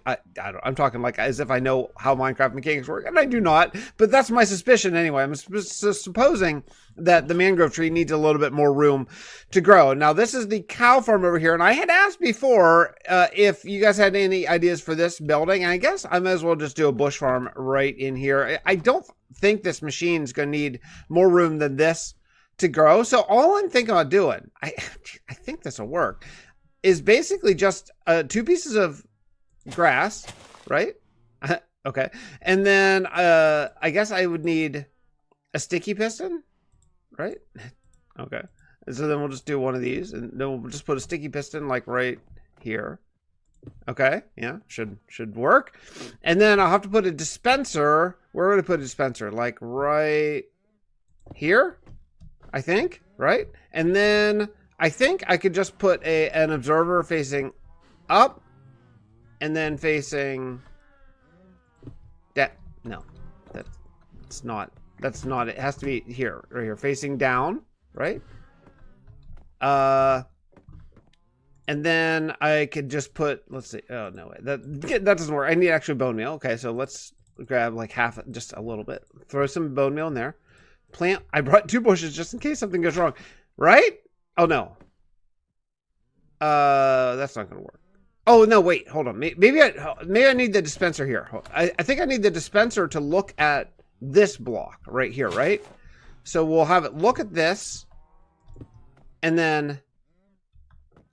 Right? Okay, I'm gonna figure this out. Look! I've done it!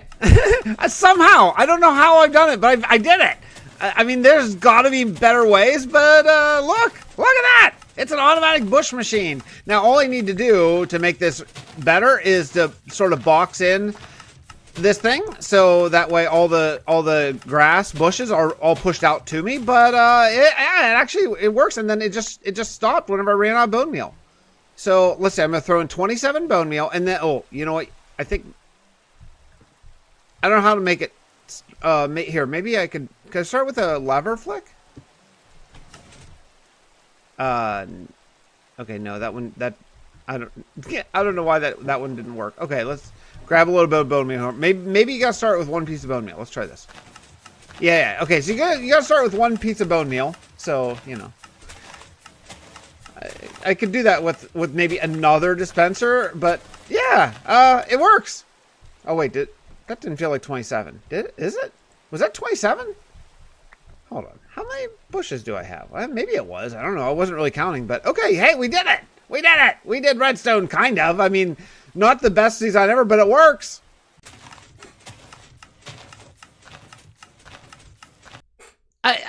I don't want to admit this. I really don't. I want to keep this secret, but I don't do secrets. As if you know my channel, I tell you everything. I'm an open book. I told you about all the horrible things that happened in life and all that stuff. So I'm going to tell you this.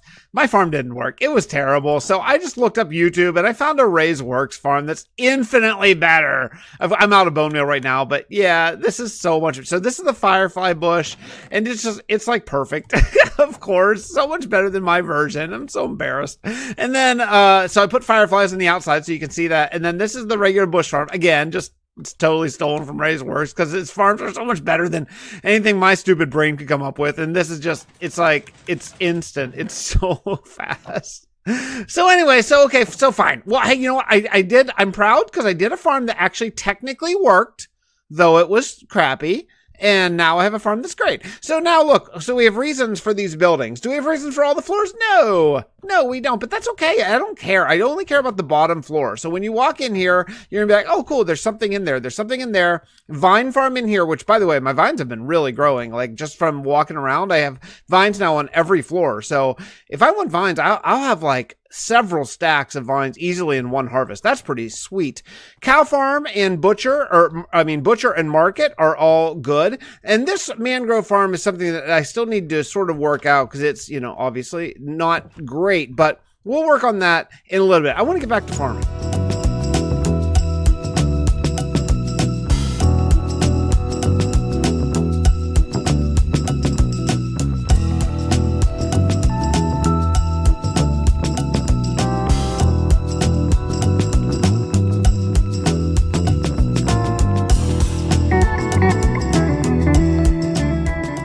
I've been planting and I'm in the brand new snapshot now that just came out, which is what is it, 125.6 I think, 25 W06A, yeah. And one of the changes, along with the new chickens and the new dry bush, which I'm very excited about, but one of the big changes that I'm really excited about is that now crops grow in spawn chunks all the time. I'm pretty sure. I think that's how it is.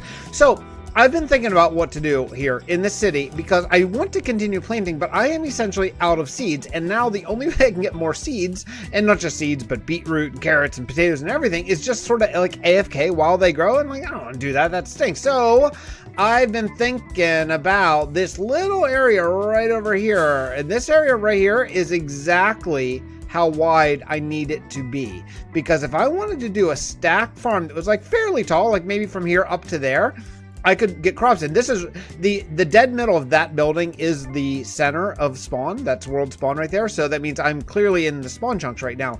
The wheat farm that I have that's just right over here is just barely out. It's like barely out. If you look at the third line here, let me, I think I can do this with my mouse. Right here, chunk 10. It has to be within chunk 8, I believe. I'm pretty sure. Anyway, so this wheat farm that I have right here, my flour mill, will not work. Unfortunately, it's just barely out. And I want this stuff to grow all the time, no matter where I am. So I always have lots of crops to harvest. So what I'm thinking about doing is taking a little break from all the farming and building up as a very simple skyscraper right here where I can just put a whole bunch of layers of farms. And then anytime I want something, I can just come here and I'm going to have tons of carrots, tons of potatoes, all that kind of stuff, wheat, beetroot, just like all the crops. I think that'd just be a really cool and also a nice space filler for this fairly narrow area that I have here.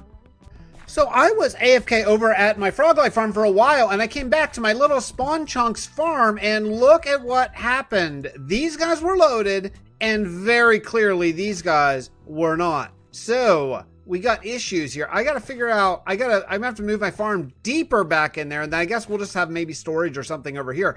But yeah, this building's about to get a lot bigger, which means I need to do more digging. Luckily my beacon's still there, so that's good. But yeah, well, I'm glad I figured it out now and not later. That stinks. Well, are you ready? Are you ready to see a big change? And boom! A whole new big building. It's not done, obviously. There's still some more, I don't know, detail. I just started to sort of just put some patches of some concrete powder and mud, actually. Mud looks pretty good there.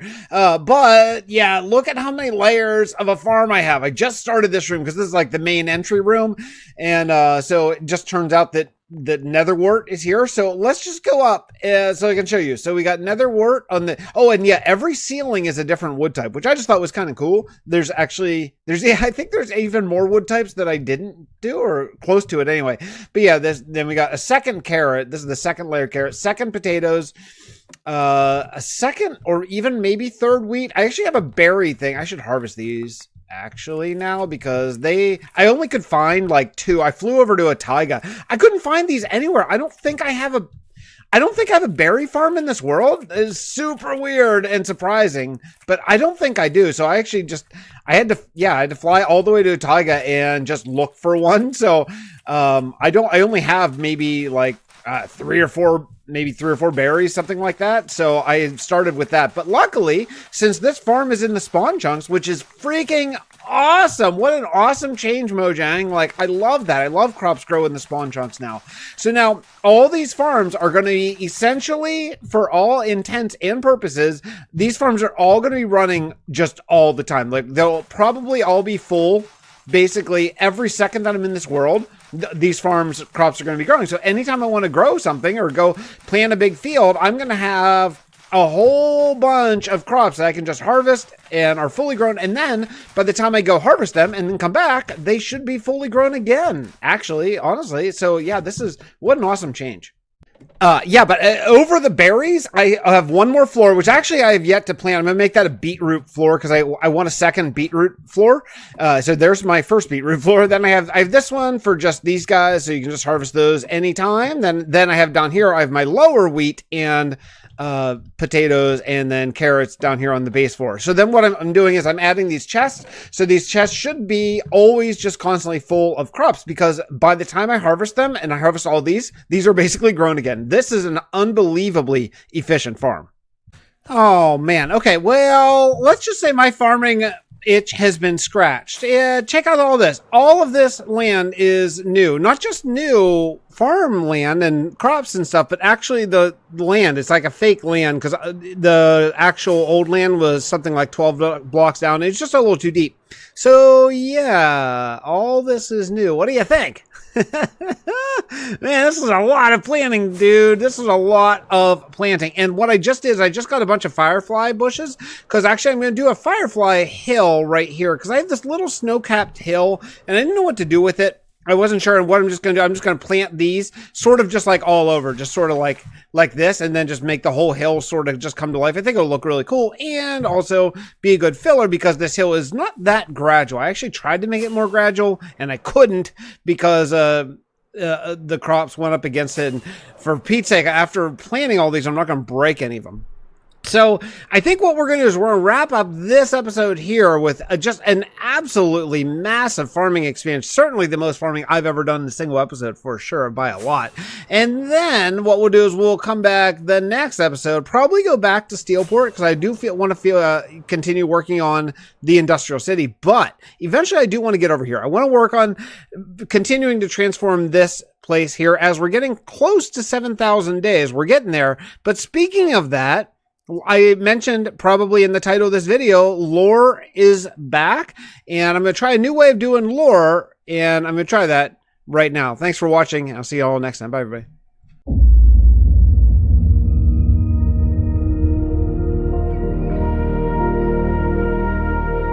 It's been a while. I haven't kept these logs updated, unfortunately, so let's catch up. It's nearly day 7,000 since I've appeared on this planet. We call it Fixtopia. In those days, I worked hard, made a home for myself and my two boys. However, my time is of the essence, as they say. We know that Cal, the AI going through the world, destroying planet after planet, will be here to my home in just over 3,000 days. I've taken this civilization from the Stone Age through our Industrial Revolution. The longer we've been here, the more we continue to evolve. However, our growing presence has an impact. With the new farms we've added outside of New Hope, I believe our people should continue to eat, while the brightest and best of us further our science in hopes of defeating Cal. This isn't just our chance to defeat him, but the universe's last best chance. Thanks to our friend Edward, Fred, and James for being teleported far into the future, we know the exact day Cal will attack this world, and we have to be ready for him. Food expansion was our first and most pressing goal, but we aren't going to be able to do anything without power, and that needs to be the next thing I teach these folks.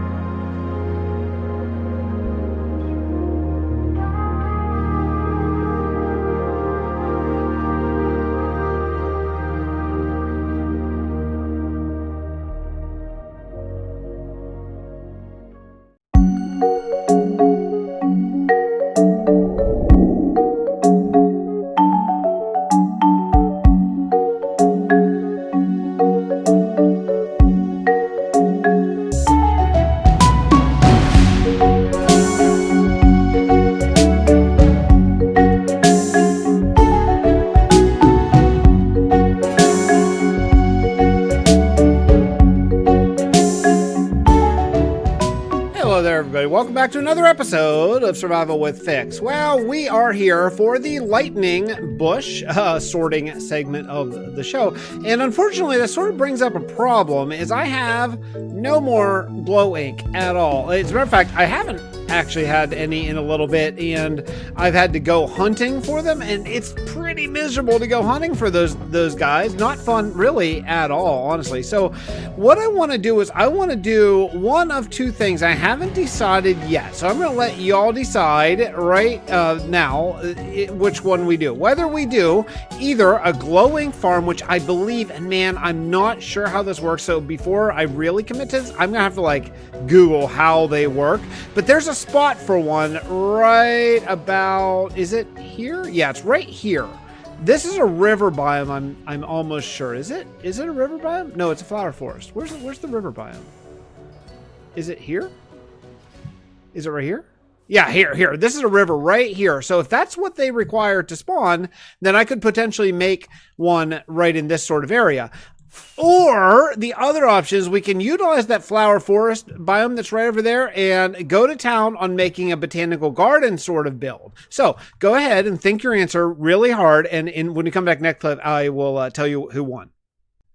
Yeah, I did a little digging. I think this is going to be where I have the glow squid farm. I had to come down pretty deep because they only spawn at Y30. So I went all the way down to 17 to give myself a little bit of room for error, because I am going to want a way down here to actually harvest the glowing, because it's going to end up being down here. I might do a minecart system that'll like load up, but I won't need it that often. It'll be nice. It'll just be running basically all the time. But you know, since I'm doing it, and this is going to be a skyscraper way up above it, I do want to make it look nice. So I actually dug out bigger than it needs to be. This diorite is the actual size of the actual farm. And then I'm going to have glass. So if you come down here, you could hypothetically see the squid dying. I think that'll work.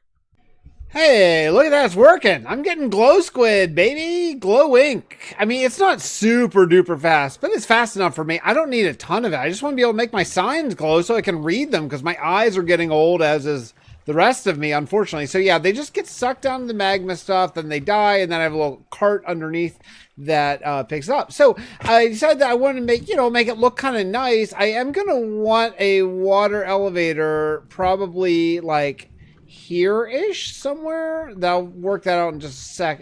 Something like, I'm probably gonna need, I don't know, like maybe this big, or even maybe like this big. I don't know, I guess so. So I'll make a water elevator, and then you come down here, and you can even like take a look around here. You can't really see it that well, but I don't know.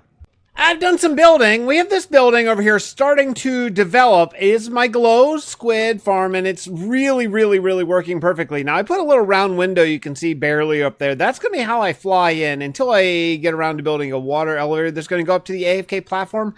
Honestly, it's working fine when I'm just around. I don't see a need to go AFK there really ever, but I want to have it in case I ever need, hundreds and hundreds of glow ink sacks. But you remember this building over here that I built forever ago with a little pool and volleyball court up in the top? I think it's time that we actually give this building some function. So we're getting back to an older building and actually going to go inside of it and do something that I've been meaning to do for a long time, and just build a fairly simple dark oak farm. And it's going to be, manual, of course, as all wood farms are. Really, I'm not going to do the automatic situation here, but what I want to do is I want to make this a hallway, so when you look in the windows, there's a wall, maybe bench or paintings or whatever, and then on the inside, we'll do a couple water streams and some stuff here where you can just like cut all the dark oak, replant, and then all of your saplings fall, because dark oak saplings are kind of rare if you don't use a fortune hoe, and I don't want to ever run out. So yeah, I got some building to do here. We're going to do these terracotta walls that are going to go basically all the way up to the very top, and then we'll put in the water stream sort of sorting mechanism after that. Yeah, all right, that's the design they went with here, and it works fine. It's just great. I know, as I said, I know that there's more efficient. You can do like TNT, lossless, and all that kind of stuff. Or even, that dude grew up as I jumped. Can you believe that? He grew up in mid-jump. Anyway, you could do it like lossless. Like if I want to have a minecart go under each of these passages to make sure that I absolutely like don't lose any, but I'm not that picky. I think I'm getting more saplings than I expend, and that's enough for me, honestly. Like, harvesting these 2x2 trees is not that bad. I don't mind this grind one single bit. Like mangrove, yeah, that stinks. Acacia isn't super fun to harvest. I think mangrove's the worst though, right? I mean, that's the worst wood to harvest. But anyway, regardless, all right. So eventually, maybe we'll go to Perseverance and eventually do one of those TNT farms. But for right now, in this moment, I am totally happy with this. And, yeah, every once in a while I'll just take a look around. Like when I'm harvesting them, I'll just look around for any saplings that fell on the little 2-block bridge, and I'll grab them. And that's it. Easy enough, right? You can make the jump. One thing I forgot to mention is if you want to build one of these at home, if you're one of those, if you're watching me for the tutorial stuff, one of the many people who watch me for tutorials, then the idea is go 9 blocks, and then you can reach all of these trees without jumping. That's super important for me. Anyway, it doesn't, not everybody, and you can get more wood if you don't per tree, but I don't really love scaling these dark oak trees. So yeah, so 9 blocks is the absolute key for that. I decided that I wanted a couple sheep here in Steelport because the problem is they're not loaded in other sections. So if I ever want to just grab a little bit of wool, I don't really have means to do that without traveling. And then, you know, I could go out to just south of New Hope, which is close, but why not have a little sheep farm here? So I decided I would just have one of these buildings that doesn't really have a purpose. Like this, is it this one? Yeah, like, wait, is it this one? Yeah, I think it's this one that doesn't really have a purpose. I'm just going to have a tiny little manual sheep farm here that I can just run in and grab whatever colored wool I want. So I've had to bring this guy from way over there. Oh my goodness, so far. Boy, interior's just not really my thing. I mean, I'm trying here. I'm trying my best to just, like, give this hallway a function because there's no rooms, you know? It's just a hallway that surrounds the Dark Oak farm here, and so I'm just, you know, I'm just throwing like a random sort of a hodgepodge of whatever, just so basically looks, just so if you look in the windows, you're like, oh, cool, that's furnished, you know. Look, it's not exactly my jam, but yeah, I have a lot more floors to go, and I mean, I guess it'll just be rinse and repeat, right? But there's a lot of materials to furnish this interior, dude. I hats off to people who do all your interiors. I'm impressed. Man, I keep looking over that building. I want to get to you. I do. I want to get to you. This is going to be the power supply, and I'm going to tell you all about that in just a minute. Well, this is the first phase of the power supply, because I have a kind of cool idea for how we're going to get power in this world. In cue the rain, but I've been completely taken up by working on the inside of this building, and I'm happy about it because it does look so much better. Even like when you're just walking by, to see that there's stuff in there, oh, it's such a difference. And so, yeah, when you walk in, you basically see, I mean, you know, look, it's kind of simple. It's just tables, there's, you know, pots, some hanging lights, all that stuff. Every floor is actually done. Some little bit better than others, but they're all, you know, kind of the same sort of idea. I kind of ran out of materials there. This is the worst floor. But then if you go up here, you'll see there's actually more, you know, whatever. It is what it is. But even if you walk out here, you can even walk out to the fire escape, which is good, you know, if you want to escape this lightning. I'm going to wait till the thunder stops, and then I'll tell you about the power supply. Now, you know, part of the reason why I wanted to build this here is, well, I mean, the main reason is honestly for the glowing, because I have not checked this out the whole time I've been furnishing the inside of this.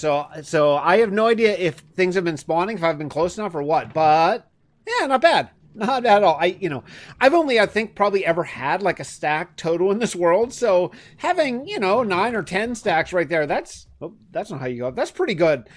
Anyway, and even this place actually has somewhat of an interior if you look down there. But then once you get up at the top, yeah, nothing. That's one of the main reasons why I wanted all the dark oak, because I want to actually build a floor here, because this is going to be how I get power from the world. So my scientists here in this world of Fixtopia have figured out that glow ink can actually be turned into oil, and we can take out the glow component in a refinery, and then we can actually power steam turbines and make steam and then make power and all that kind of stuff. So what we're going to do eventually, and that's not going to be this episode. This episode, I just want to finish this building. But what we're going to do eventually is we're going to do like sort of a sorting area where we can, you know, get this loaded onto carts and all that kind of stuff, or cars or trucks or whatever we decide we're going to do for transportation. And then somewhere, maybe right here even, I don't know, somewhere close, we're going to put in a giant oil refinery down the road. And that is going to be our real power plant. I thought about doing maybe coal power, but I think maybe just using glow ink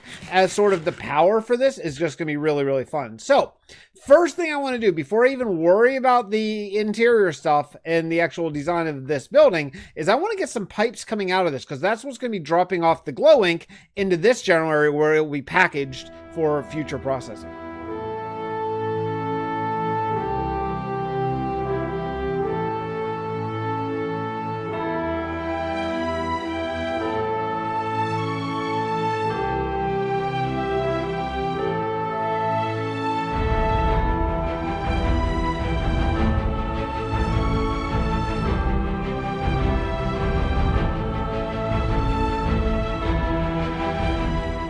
Yeah, well, I guess I should bring you in here before I build, well, the entire thing, because I got these pipes coming out, and the way I did it was I got this one coming out the front here. Now, this is going to be where the oil, well, the ink sacs come out to be refined, and then I'm going to pretend like there's waste product coming out of here, too. like maybe get separated down there by the farm, and this is going to be where all the waste product is ejected, and then we're eventually going to do a tunnel through this mountain and into a dump over there. There's this great section of this world that's close by that I've never really known what I would do with it, and the idea of where it turned to a savanna, like over there, you know, when the grass gets all sort of and whatever, that would just be such a perfect place for a dump. So I think what we'll do is we'll eventually maybe turn this whole area into like a toxic waste dump or I don't know, something that would be fun. But regardless, the idea is good. Using the prismarine is just not doing it for me at all. I thought it would, not prismarine, but you know, sea lanterns, using the sea lanterns. So I'm changing these out for copper. I think what I might do even further is go back up here and make this less square and put in the stairs, like the deep slate stairs, and just I'm just going to do copper banding. I'm going to let it age to green. I think that'll look just fun, especially with these bigger ages. Then what I'll do is I'm going to use these bands since there's no light, because I really want this stuff to glow. So I'm going to use these bands going sideways across to really look like it's a very, I don't know, technical or something. I don't know. I don't know what to say. Well, bad news. I popped my last totem that I had from all the raid farming that I used to do over in Gabor, and I think it's time that we head over there and, well, I hate to say this, but we're going to use my very, very dangerous raid farm. If you haven't been watching every episode, this is where my raid farm is. Boy, I got to work on this kingdom someday. This is supposed to be my really overgrown, lush jungle kingdom, and I've done some fairly minimal work, so I would really like to start kicking butt on this again. But yeah, supposedly these guys, there's a little villager in there, and they just fall in here and they die. But what do you call those things?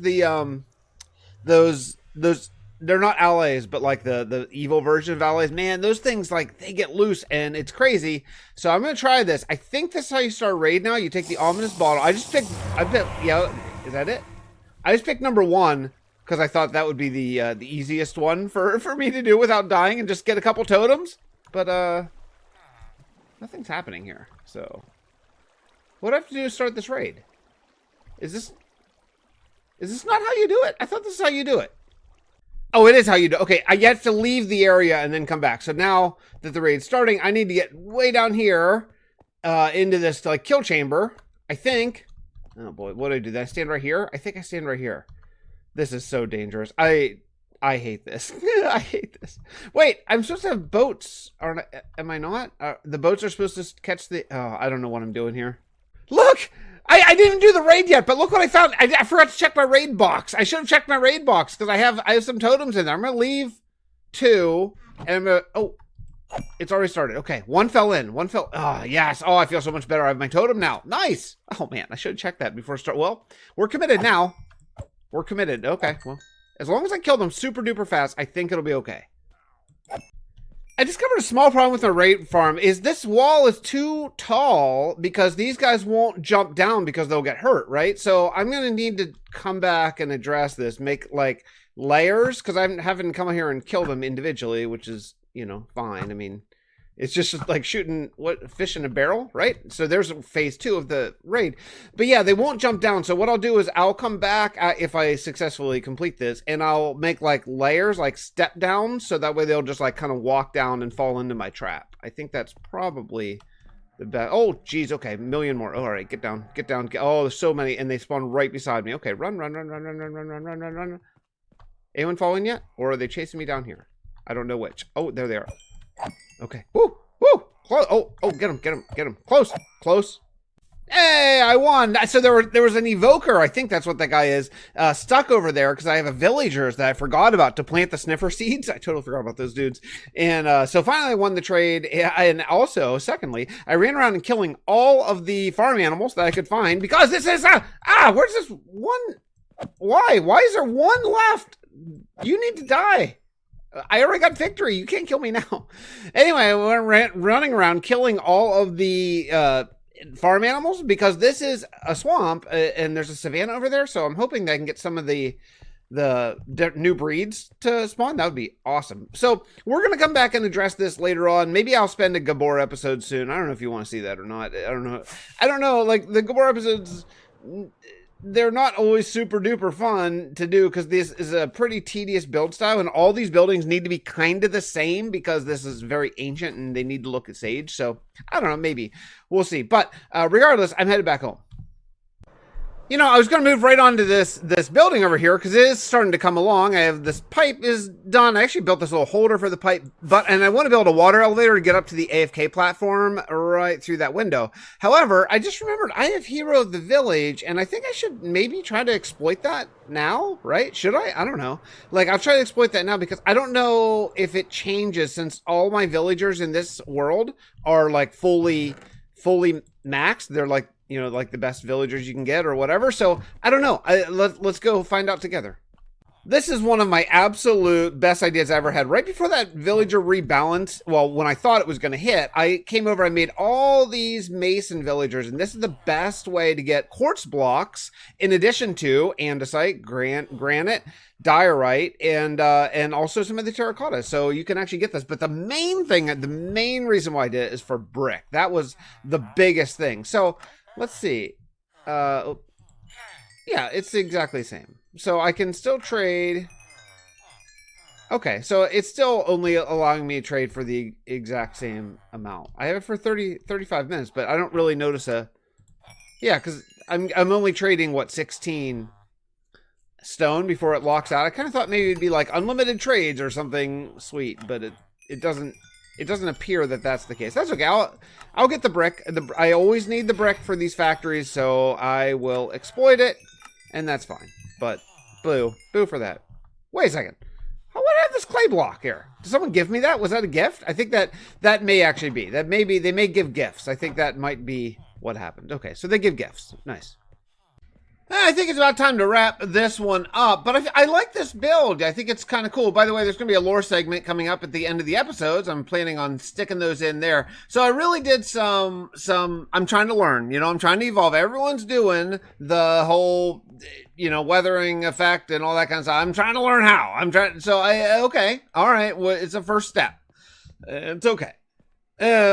You know, over here, eventually what we're going to do is we're going to build out a separation sort of factory, like hauling, maybe, I don't know. I still can't decide if I want to do trucks and cars and stuff in this world. I hate the way trucks look in Minecraft. I think they look dumb, so I don't know, maybe not. But I want to do a separation thing here and then an actual oil refinement plant down the way. You're going to find out a little bit more about that in the upcoming lore segment. But yeah, you can see even the side is all sort of done. I didn't go crazy on this because I think there's very likely going to be a building here of some sort, and then it'll just like sort of connect to this wall. But even the inside has some, not overly done, but some sort of interiors, sort of, you know. So I have this area here. This you can take all the way up to the AFK platform if you want to, or if you want, you can actually just take these stairs all the way up, floor by floor by floor, the whole way up to the observation deck. And yeah, it's kind of nice. Take a look at the view from the city is going to be quite nice once I get the botanical gardens and all that kind of stuff set up. But look at this,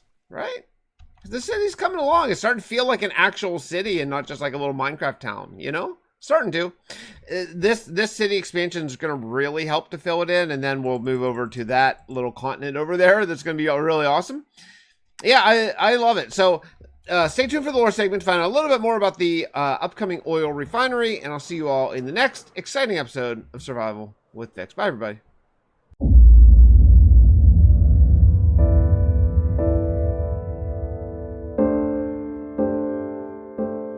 I figured out our power situation. Well, honestly, the good students at Frostmire Castle our university have.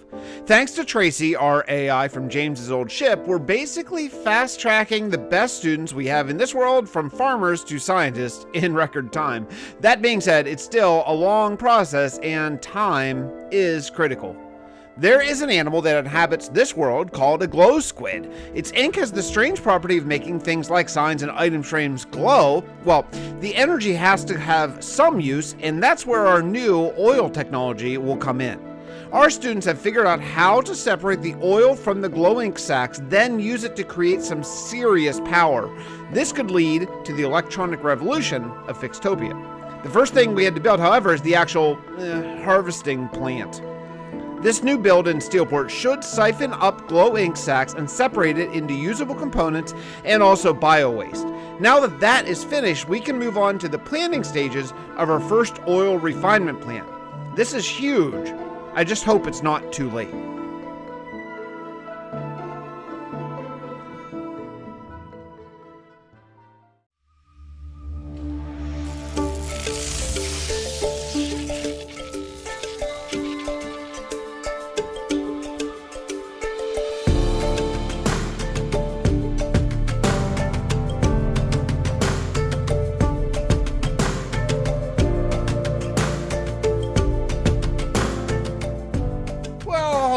Everybody, welcome back to another action-packed episode of Survival with Fix. We're starting here in Steelport, but I don't know that we're going to work here or not. I haven't totally decided. I have a couple projects that I would like to do very much, but there's also just sort of, I've been here for quite a while, and I'm thinking maybe I should relocate just for a little bit and then come back, because I do want to work on the power supply, seriously. But first, I got to feed the cows. There's some shopkeeping, you know, as this town continues to evolve and sort of blow up. I gotta do some stuff every once in a while. Like, if I want to plant more crops down the road, I gotta harvest these to keep these chests at least full. I have 6 chests on every floor, and I would like to have them all filled. So yeah, I gotta harvest these things. Well, one project done, I harvested all the crops. Man, it takes forever. Like, it really takes a long time. And I realized that I have about 110 days or so until day 7,000 in this world. Now, as you know, if you've been on this series for a while, world days actually matter, because in day 10,000, the world will come to an end whenever Cal destroys us, unless we find a way out. Do I have shulkers? Oh, I do have shulkers. Oh, that's awesome. I did not know I had shulkers. So I am right now on the Titan station, and this might end up being where we work today, because I have a problem that I need to talk about.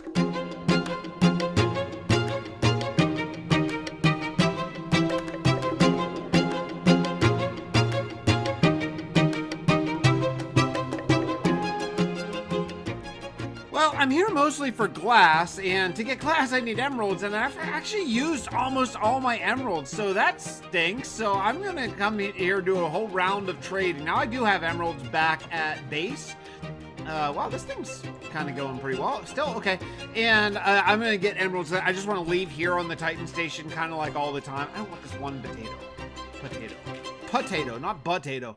All right, anyway, so yeah, I'm gonna do a round of trading, get a whole bunch of emeralds, then go trade for glass, which is what I really want, and then we will move on with our lives, hopefully, eventually, at some point. Well, one quick round of farmer trading, because all my villagers are completely maxed out, according to the old system, and I have a full shulker box of golden carrots, and a pretty darn good full box of emeralds, which now I will exchange for glass. Nice. Yeah, that's not bad, right? That's how much glass I get just from one quick round of trading. And if I wait just a couple minutes, I can do another round. So, you know, like basically 2 rounds equals a full inventory of glass. I think that's a lot better than going to a mining desert.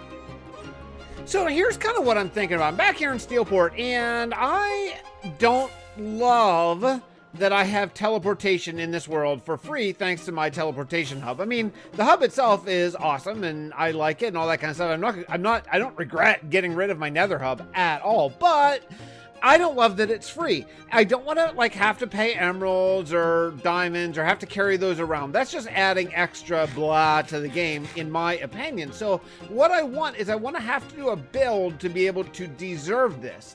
It's going to be a double functioning build. And one thing is, every time I have a teleportation, like if I want to go to Frostmire Castle, then I need to pay some sort of price to have a teleporting hub here. Where is it? Oh, it's right here. And I left the top of this block blank on purpose because I want to have to put a block here. And I am mixed between diamond or something else. I mean, honestly, I thought netherite, and I think what I'm going to do is I have to use a netherite block for any like dimensional travel. So if for my nether return trip, that's going to have to be a netherite block. For my end return trip, that's going to be a netherite block. But for around here, I think I'll use diamond. I just feel like, you know, there's a lot and I don't want to have to buy netherite for like the rest of my entire life. So Yeah, so what I want to do is I'm going to put a diamond block on each of these hubs, and then I need to see what my netherite situation is and see if I have enough to go to both the end and also the nether. How many nether teleports do I have? I don't even know. There's the gold farm over there. That's 1. I have the froglight farm. That's 2. I don't know where it is. It's over there. 2, the froglight. And then I have, the wither skeleton farm. That's 3. Is any more? I don't think so. Yes, I would need 3 netherite blocks. Let's go see how close I can get to that. It looks like I have 39, which, that seems like a lot, but it's not that much, actually. I'm gonna blast through that really fast. I forgot I was doing some experimenting with my data packs. Yeah, because that's gonna be 4 each, right? So that's not even quite 10, and I have 1 ingot. So that's 1 block. All that for 1 block? Oh, man. Well, okay, so I gotta pick my battles here. Whatever I want to do. Do I want to go like? Oh, do I want to? Well, I have to go to the Titan station. That's got to be 1. I guess maybe the other will be. I use the froglight farm surprisingly a lot, so maybe. No, the gold farm has to be the gold. Okay, so gold farm and the end. Those will be my 2 netherite blocks for now. Well, guess who's bad at math? It's me. I'm bad at math. Yeah, I only had 10. I only had 10 netherite ingots. So I had enough for 1 block, which means the only place that I can teleport to for right now, starting now, is going to be the Titan station in the end. That's it. That's it. Everywhere else, I'm going to have to go old school style, which is fine. I mean, that's how I did it for the whole rest of this world. But, yeah, that's... Yeah, that means I'm going to have to go serious hardcore netherite farming. I'm going to need basically 3 times more than I currently have. And that is a lot. There we go. There's my payment. So now I'm allowed to teleport from the Titan station back to home. But that's it. That's it. Oh, man. So I got the power situation at least dealt with, where every block that brings me back here to Steelport has payment in the form of a diamond block, but I don't have a way to get from here to the other places, right? I need to pay for that, and I'm going to pay for that by a build, and where the power is going to come from is actually the Titan station. So I made 64 times 2, 128 solar panels, and we're going to figure out how to get the Titan station power, because, honestly, right now, it doesn't really have power. It just sort of exists. So, yeah, we need to figure out how we're going to power this puppy. And honestly, as of at this second, I don't actually have an idea. So, let's go take a look at it. I love this Titan station. I love all the different elements, but I need to make sure that there's a place where I can have solar panels that are extending far enough away that it's going to really work.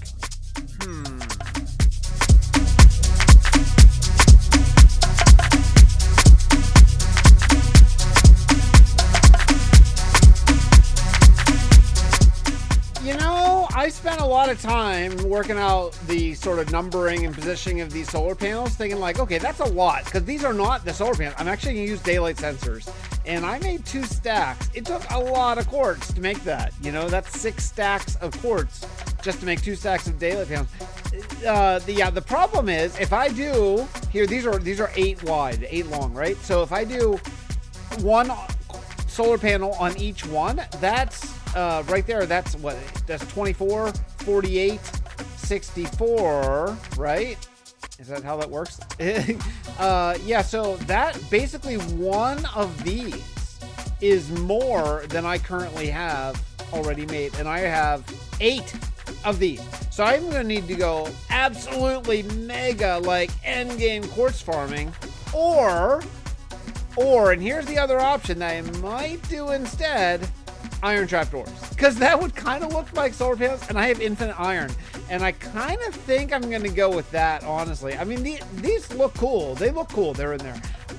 But, man, I mean, dude, that's an unbelievable grind, and here's what I'm thinking. I want to basically triple how much I currently have. I want to do 2 more wings. So I went out to Y40, assuming that the 0 is the absolute middle of the base.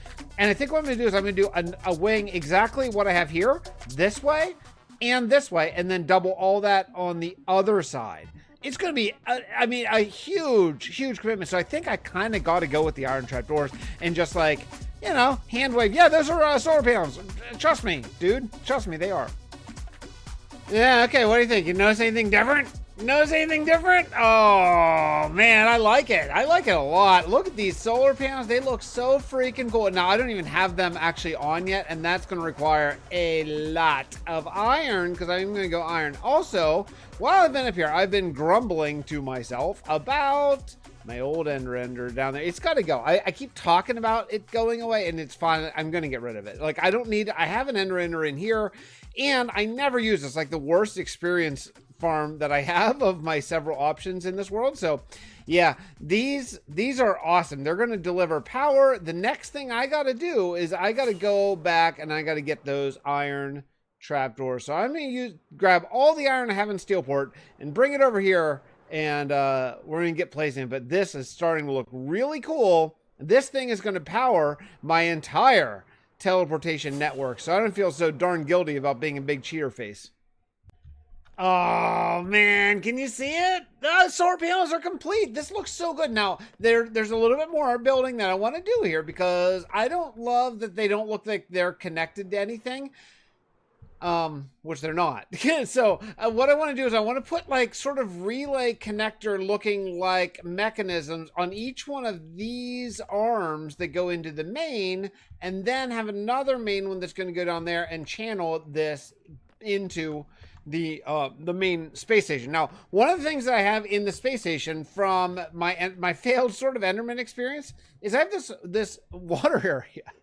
I don't know why I have this. I think Enderman respawning, I was getting really frustrated. But I have this water area, and it occurred to me that this could be what cools the amazing amount of power. And maybe what we'll do is we'll put a battery here, like maybe a big circle, like energy battery. Like I'm kind of thinking like the RF tools sort of one, except for of course we're in vanilla, so we can't do that. But you know what I mean? Like that sort of thing. I think that could be really cool. So all the power is going to be running on here, probably on like copper tubes or maybe end rods. I don't know. And then it's going to come in here from that side and this side into a giant battery holder. And then down the road, we're going to figure out how to get this power that's being held here down to actual Fixtopia, the planet side, right? This is looking really cool. I'm really, really happy we did this. This is awesome. I've been working at this for so freaking long, and I need to go to bed. It's like 2 o'clock in the morning. I haven't played Minecraft until 2 o'clock in the morning in quite a while. This is like back from years ago that I used to play Minecraft till 2 or 3 or 4 or 5 in the morning all the time. So what I'm going to do here before I go to bed is I'm going to come to my Guardian farm and do a little bit of editing to the farm here where okay, they're going to attack me. I'm going to put a couple soul sand campfires right up there and hoppers. And then I'm just going to AFK here and collect because, you know, I do sort of run out of glow ink from time to time. So I'm going to do that and let some glowing pile up. But boy, oh boy, I don't want those guys to get free. Ugh. You know, one thing I didn't think about is that there are cactus flowers now, and I have a giant cactus farm here in the end, and I totally forgot about it. So why don't we go take oh, that was it there. I went too high. Oh no, I went up to the chorus fruit level. Well, that's okay. So I don't know how to get down. Oh yeah, there is glass right. Oh cool. Yeah, it's all closed in. I couldn't remember. So I need to go down one layer. Anyone know how to get down one layer? It's been a while. Oh, here. Is it here? Looks like it. Oh no, that's going all the way. Okay, so we'll find the other elevator. So the way I set this up is there are like 8 elevators that all go to different levels of this place, and I just have to find the one. That's throughway, that's lab. What's over here? That's okay, that's course, that's what I already took. This is just called 150. Maybe it's 150. I'm just looking for the cactus farm. Is it this one? It's still going. Ah, it is, yes. I just need to relabel that sign. So I have all these cactus flowers. Now, do these produce the cactus flower? They don't. Okay, they don't look like. They don't look like they produce anything. What the heck? What is going on here? What? How could there be nothing? I've been working here for a long time. Okay. What the heck? Oh, shoot. You know what's happening? Oh, no. I know what's happening here. I recently, and I forgot about this, I made these go into to composters. I need to get down. I need to get down below. I don't know how. Let's probably just. Okay, maybe just right here. Aha. Yes. Aha. Yep. That's all. Okay. All right. That's all composting. What about the other? Is the other side composting too? Oh, it looks like it is. So that means all the cat. Okay. You know why? Because I am massively ahead. Okay.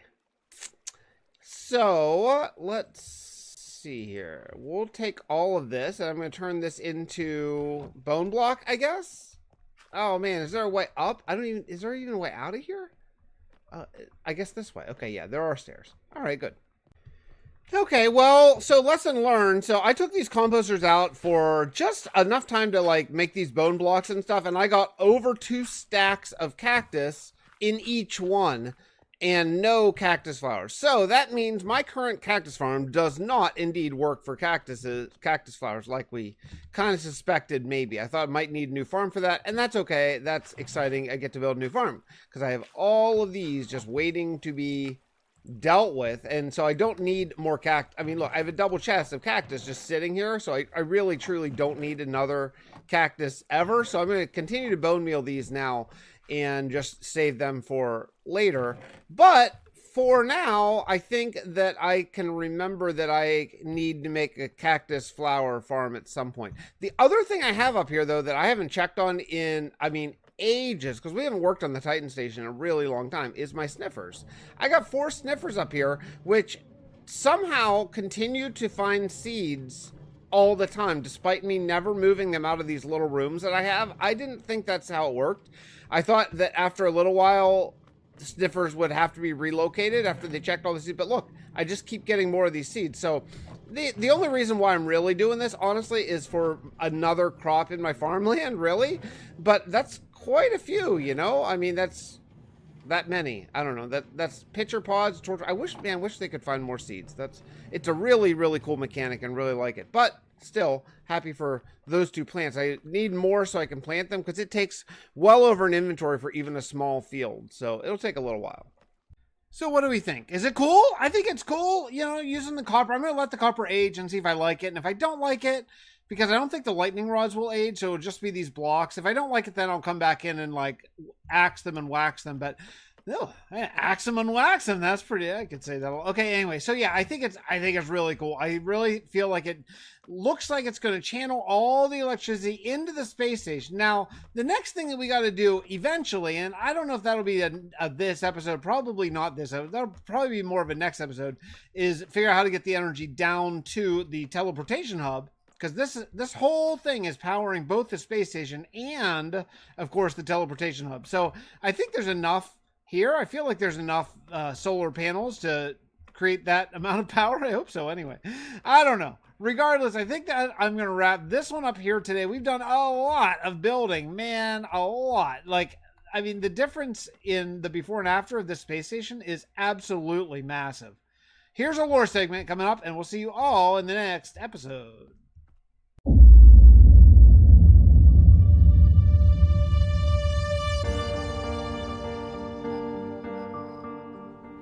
Dr. Tepic has asked me to begin making logs of our work up here at the Titan station.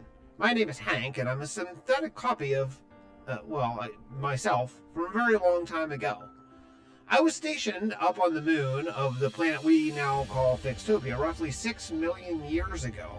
A probe searching for life by the evil AI, Cal, came to our planet, and I was stationed on our moon. If the probe got a message off to Cal, he would come bringing his entire armada to wipe all life off of our planet. I took the only action possible, destroying our moon and wiping out the Cal probe before he could call for reinforcements. After millions of years being dormant in space, I was somehow reactivated by the Ark and Edwin, our powerful wizard. In a search for his friends, Fred and James, Edwin pushed the Ark tower far beyond its capacity, and Tracy, the former ship's computer, now running completely in the nanosphere, somehow found me and, well, turned me on. In the meantime, since then, I've been working on building this space station. Cal is coming in about 3,000 days, and this Titan station will be our first and last line of defense. By harnessing energy and hopefully figuring out how to beam it down to Steelport, we can enable teleportation, and with that, start bringing colonists up here. I've been working hard, but there's only so much a single man, robot, android, synthetic human, I guess, can do.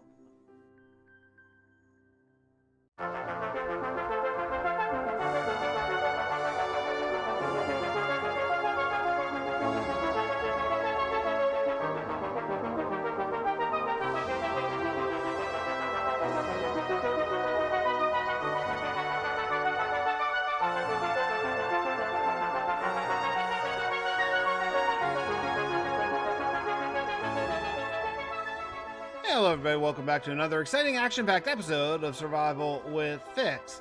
Well, we're back here in Steelport because I want to continue working on our power for our city. Now, last episode we escaped Steelport for a short time and went over to the Titan station where they built, Hank up there built us some solar panels, which is awesome, and that is going to be what's powering our teleportation hub. However, that is not going to give power to our entire city and all the factories and all the things that we actually want. So we need to actually do this oil refinement plant today, at least the sorting segment of it, because where we're getting oil in this world is from glow ink. So they bring up glowing from our little glowing farm here, and they're going to put it out here, getting rid of all the junk over there, and then they're going to sort it into the sacks, where then they can actually refine it in an oil refinery to actually make oil, and then down the road we'll do an oil plant which will actually create power. So the first thing we got to do is we got to do two things here.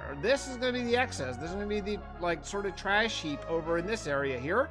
So we're going to have to do probably a little bit of digging and build some walls up because we don't want people getting too close to this sort of semi-toxic waste. And then over here, this is going to be where stuff spills out of this pipe and goes into the sorting plant, which is going to be in this block right here. So let's get started. I'm going to separate this area first. Let's start with the junky area first for the toxic sludge.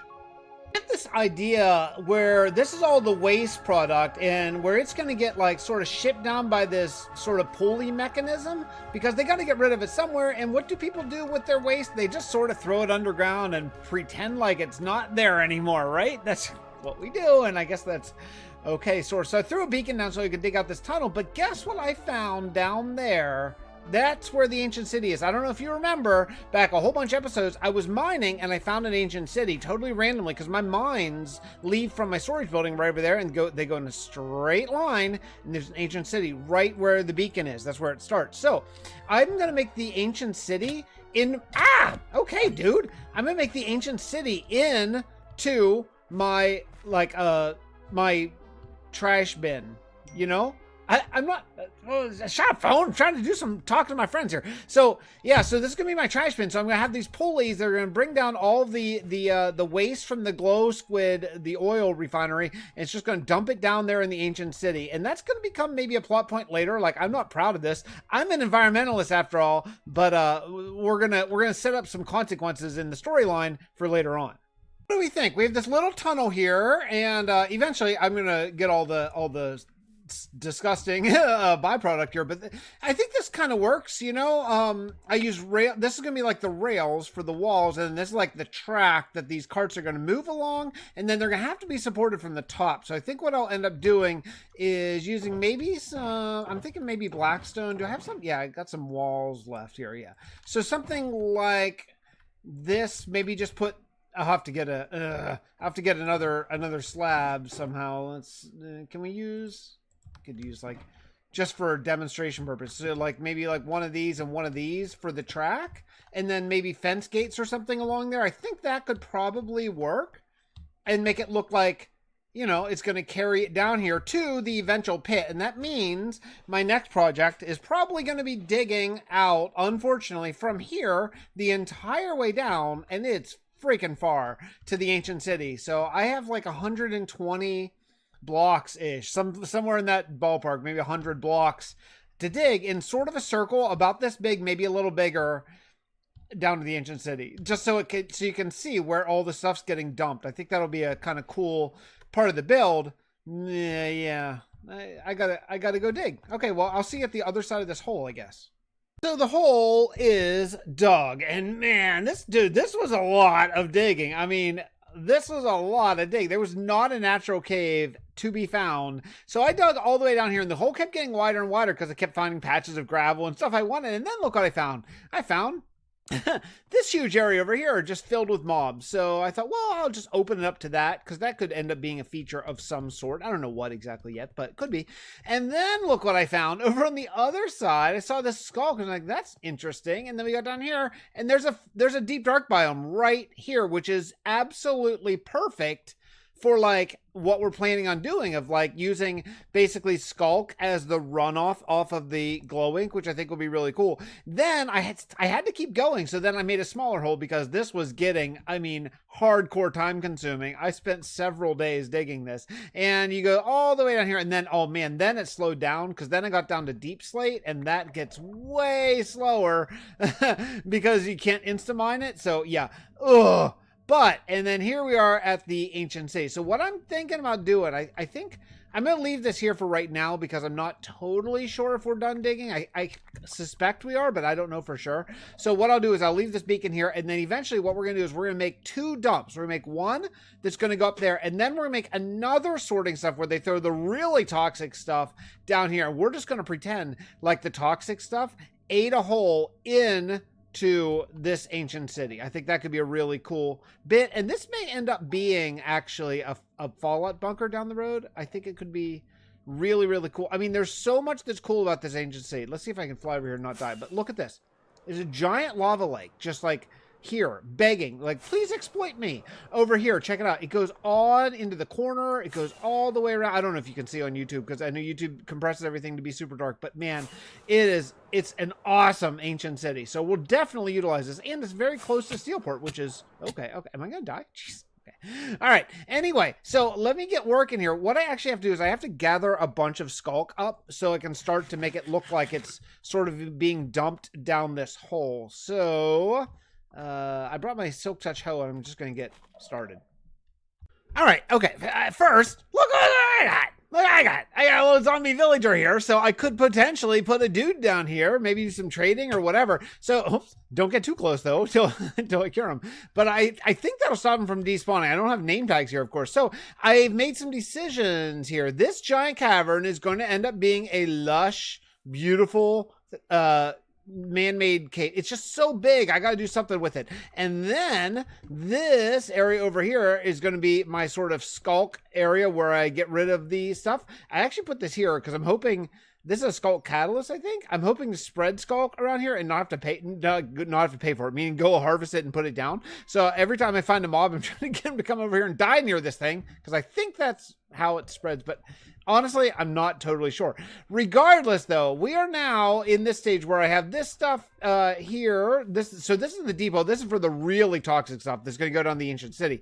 Then I have a little storage room in here that I think I'm going to make look kind of nice. It's not going to be a forever storage room or anything, but I think it should be a pretty okay place to put stuff just because I'm constantly having to haul stuff way out of here and all that stuff. But also these little patches, I mean, everything, I think it's going to start to look really nice. I am going to put up a big windowed wall there, maybe. I think that could look really cool. This whole area is going to turn into basically a build to itself. But I think the next thing I got to do, and since I got that guy, I'm going to go name tag him right away, but the next thing I gotta do is I gotta put the pouring Skulk down. So there's gonna be like kind of a tower of Skulk that is poured that's gonna be coming down from here.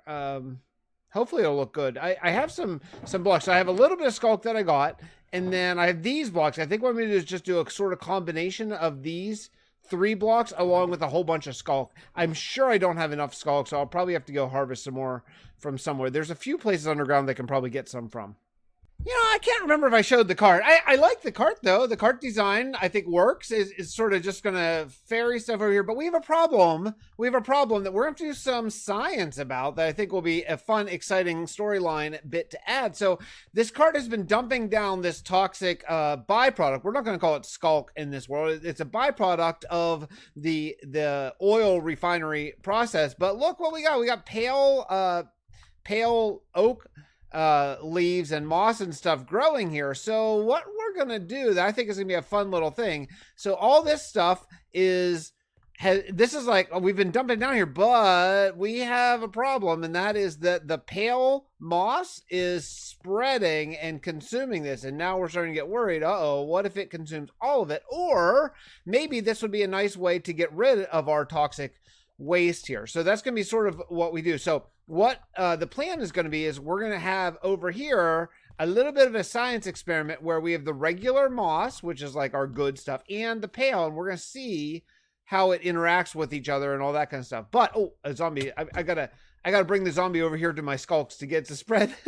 Come on, zombie! Both of you guys. Oh, and creeper too. Yeah. Oh yeah, you guys all three of them. Oh, we're gonna spread so much. Look at it! Look at it spread! Yeah, baby, spread! Spread, baby, spread. Look at it. Oh, wait. Yeah, that's how we're going to get it all over here without having to pay for it. Nice. Oh, another one. Hey, come on. Come right over here to your death chamber, would you? Would you mind? Nice. Love it.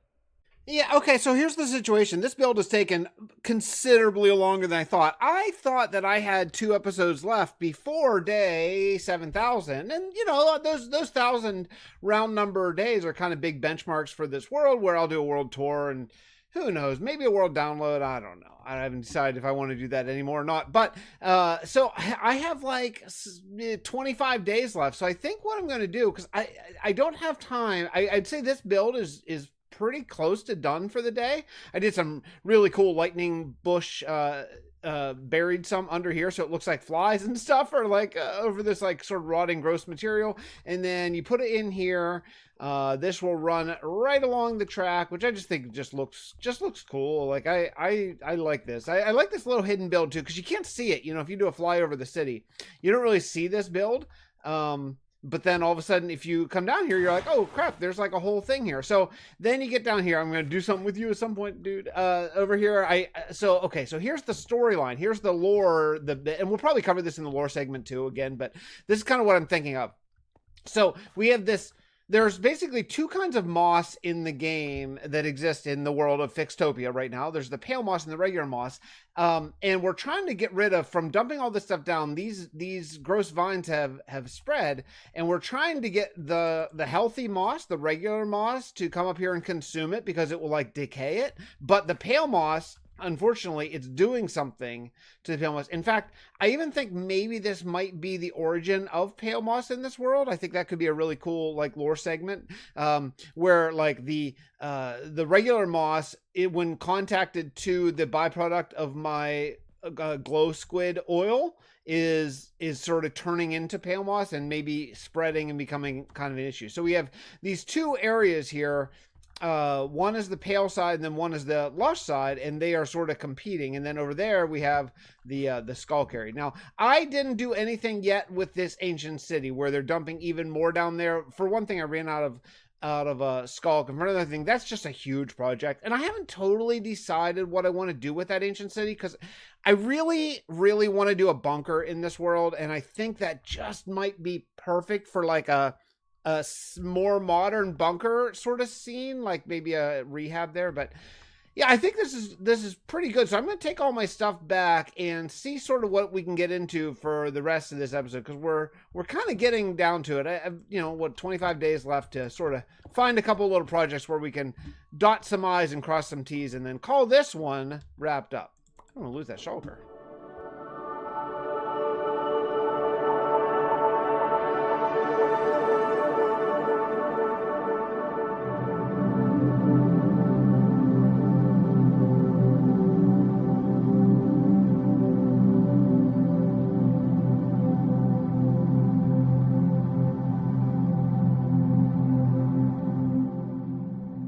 All right, well, it's day 7,000, or yeah, what, 6,000, what the heck day is it?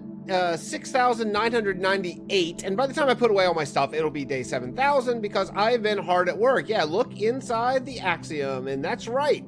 Finally, it's not just a grass floor and an empty space. I spent the last 20 in-game days and like over a week of real life time working on the inside of this, and it's finally done. This was I never touched this. I built the exterior of it quite a while ago and then never just got around to it. So we actually have, if you look in here, we have all these little offices. These are my bureaucrats. These are my paperwork guys, because you know we have to have taxes and everything in a functional society. We got waiting rooms. We have big kind of corner offices for the big wigs and all that kind of stuff. And you know, look, is it the most detailed ever? No, not the most. I meant to do file cabinets and stuff like that, and I honestly just ran out of time, so I might come back in and add those later on. But you can even go down here to the sort of the more lower level bureaucrats, and we have some, you know, some rooms where there's a whole bunch of people filing away taxes, and there's some conference rooms and break rooms and all that kind of stuff. All the rooms have stuff in it because I wanted you to, if you look in the window, I wanted you to make sure that you saw something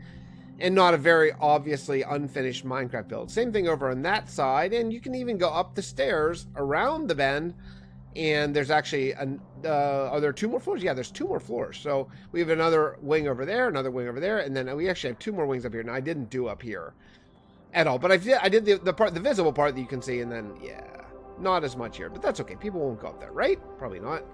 That's for future city expansion. We'll come back to this. We will. I want to finish this area. I mean, the city is just coming along so well, and it's just nice that whenever you're walking along, especially the back, as I continue to develop back here, that you're going to see, oh, there is actually stuff in there, right? It's not just like a hack build. But look over here. Look at all this stuff that we did this episode. A lot of stuff leading up to day 7,000. I'm very excited about it. I actually have a new kind of something new that I want to experiment with that may be coming out soon. I'm going to tease that in the lore segment coming up. But yeah, we have this the sort of the gross stuff, part of the oil refinery process, and that's all taken down here, of course, to drop down into our pit, and then we'll do some experiments on it with some different moss, try to get the moss to actually consume it so it can go away.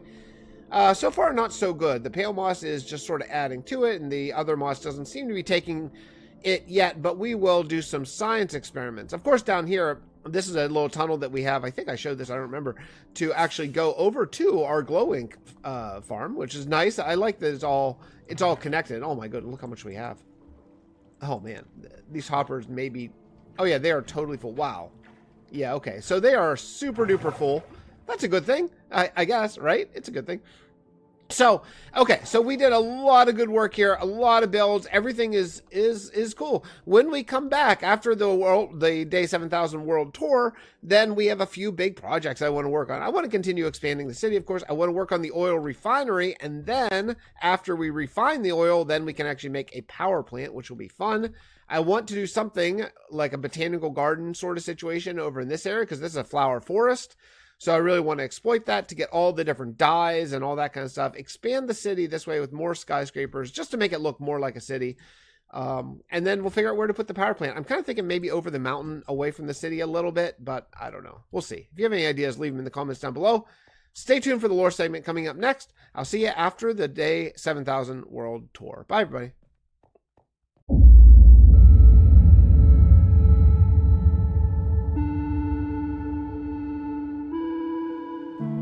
We've made some good progress these last 1,000 days, but I fear we're not going to be ready for the Cal attack. Though, I feel we're on the verge of unlocking power and thus computers and much bigger factories. 3,000 days is just over 8 years from now. That is a tall order. We'll break ground on the oil refinery, then the power plant soon, but I have another idea. I've been talking to Hank, and with the incoming power from the Titan station, he and Edward have figured out how to teleport our people back and forth. I'm going to start sending up workers to the Titan station, begin outfitting it with defenses, but we can't put all our eggs in the space station's basket. I'm going to send out our best young scientist, Dr. Skeens, away from us to attempt to spread out our chances. The thing I'm thinking is, if something were to happen to us, a disease, a zombie attack, an attack from a foreign land, hell, an asteroid impact, the universe needs one more last best chance. Dr. Skeens will head out and attempt to form his own plan of defense, completely independent of us. He is brilliant, and if anyone can do this, it's him.